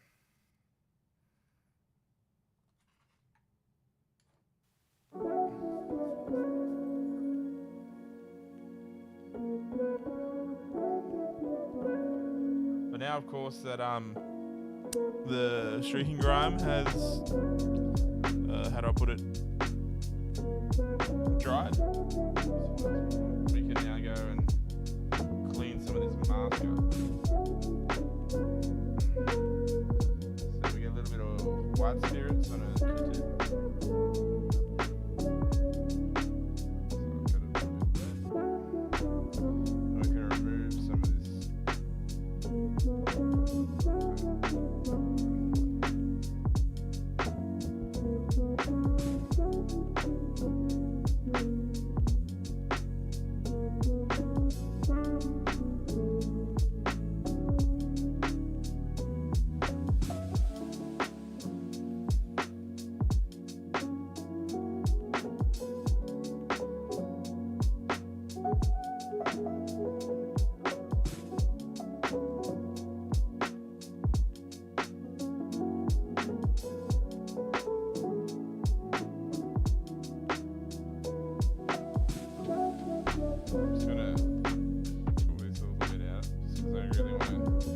the other bit.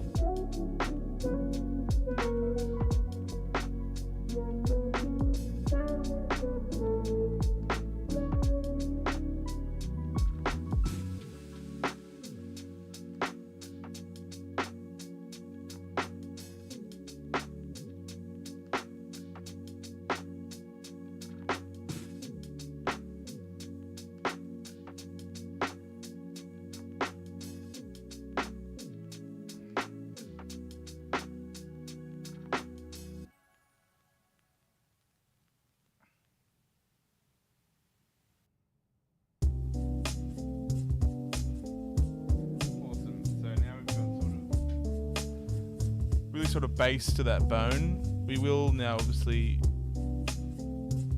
brighten it up a little bit more.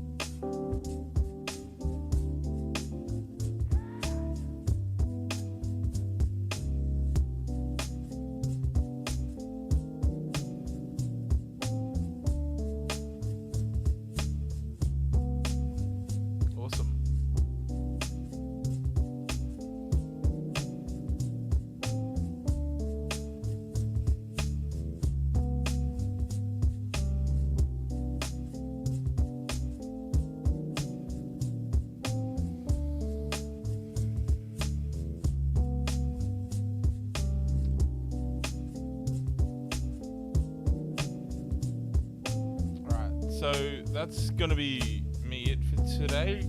Thanks for joining and getting this far. I'll be streaming the same time tomorrow, and we'll be getting this guide a lot more. Hopefully, we should finish him tomorrow. Because we've done a lot of our foundation. We've just got to now obviously build upon that. And yeah, once he all dries, we'll then tomorrow night we'll continue working on it and start doing all the highlights, blending, and making him look a lot better. Because he looks a little plain right now. It looks pretty plain, so we'll definitely fix him up, ready to go. I'll focus up on it. There we go. I'll zoom in. What is this? There we go.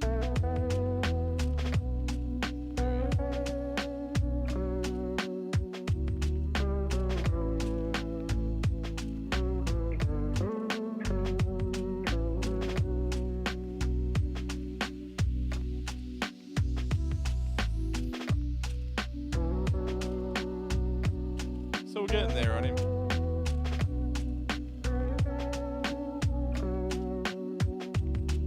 Yeah.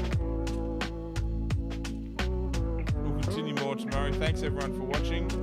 See you Warmasters next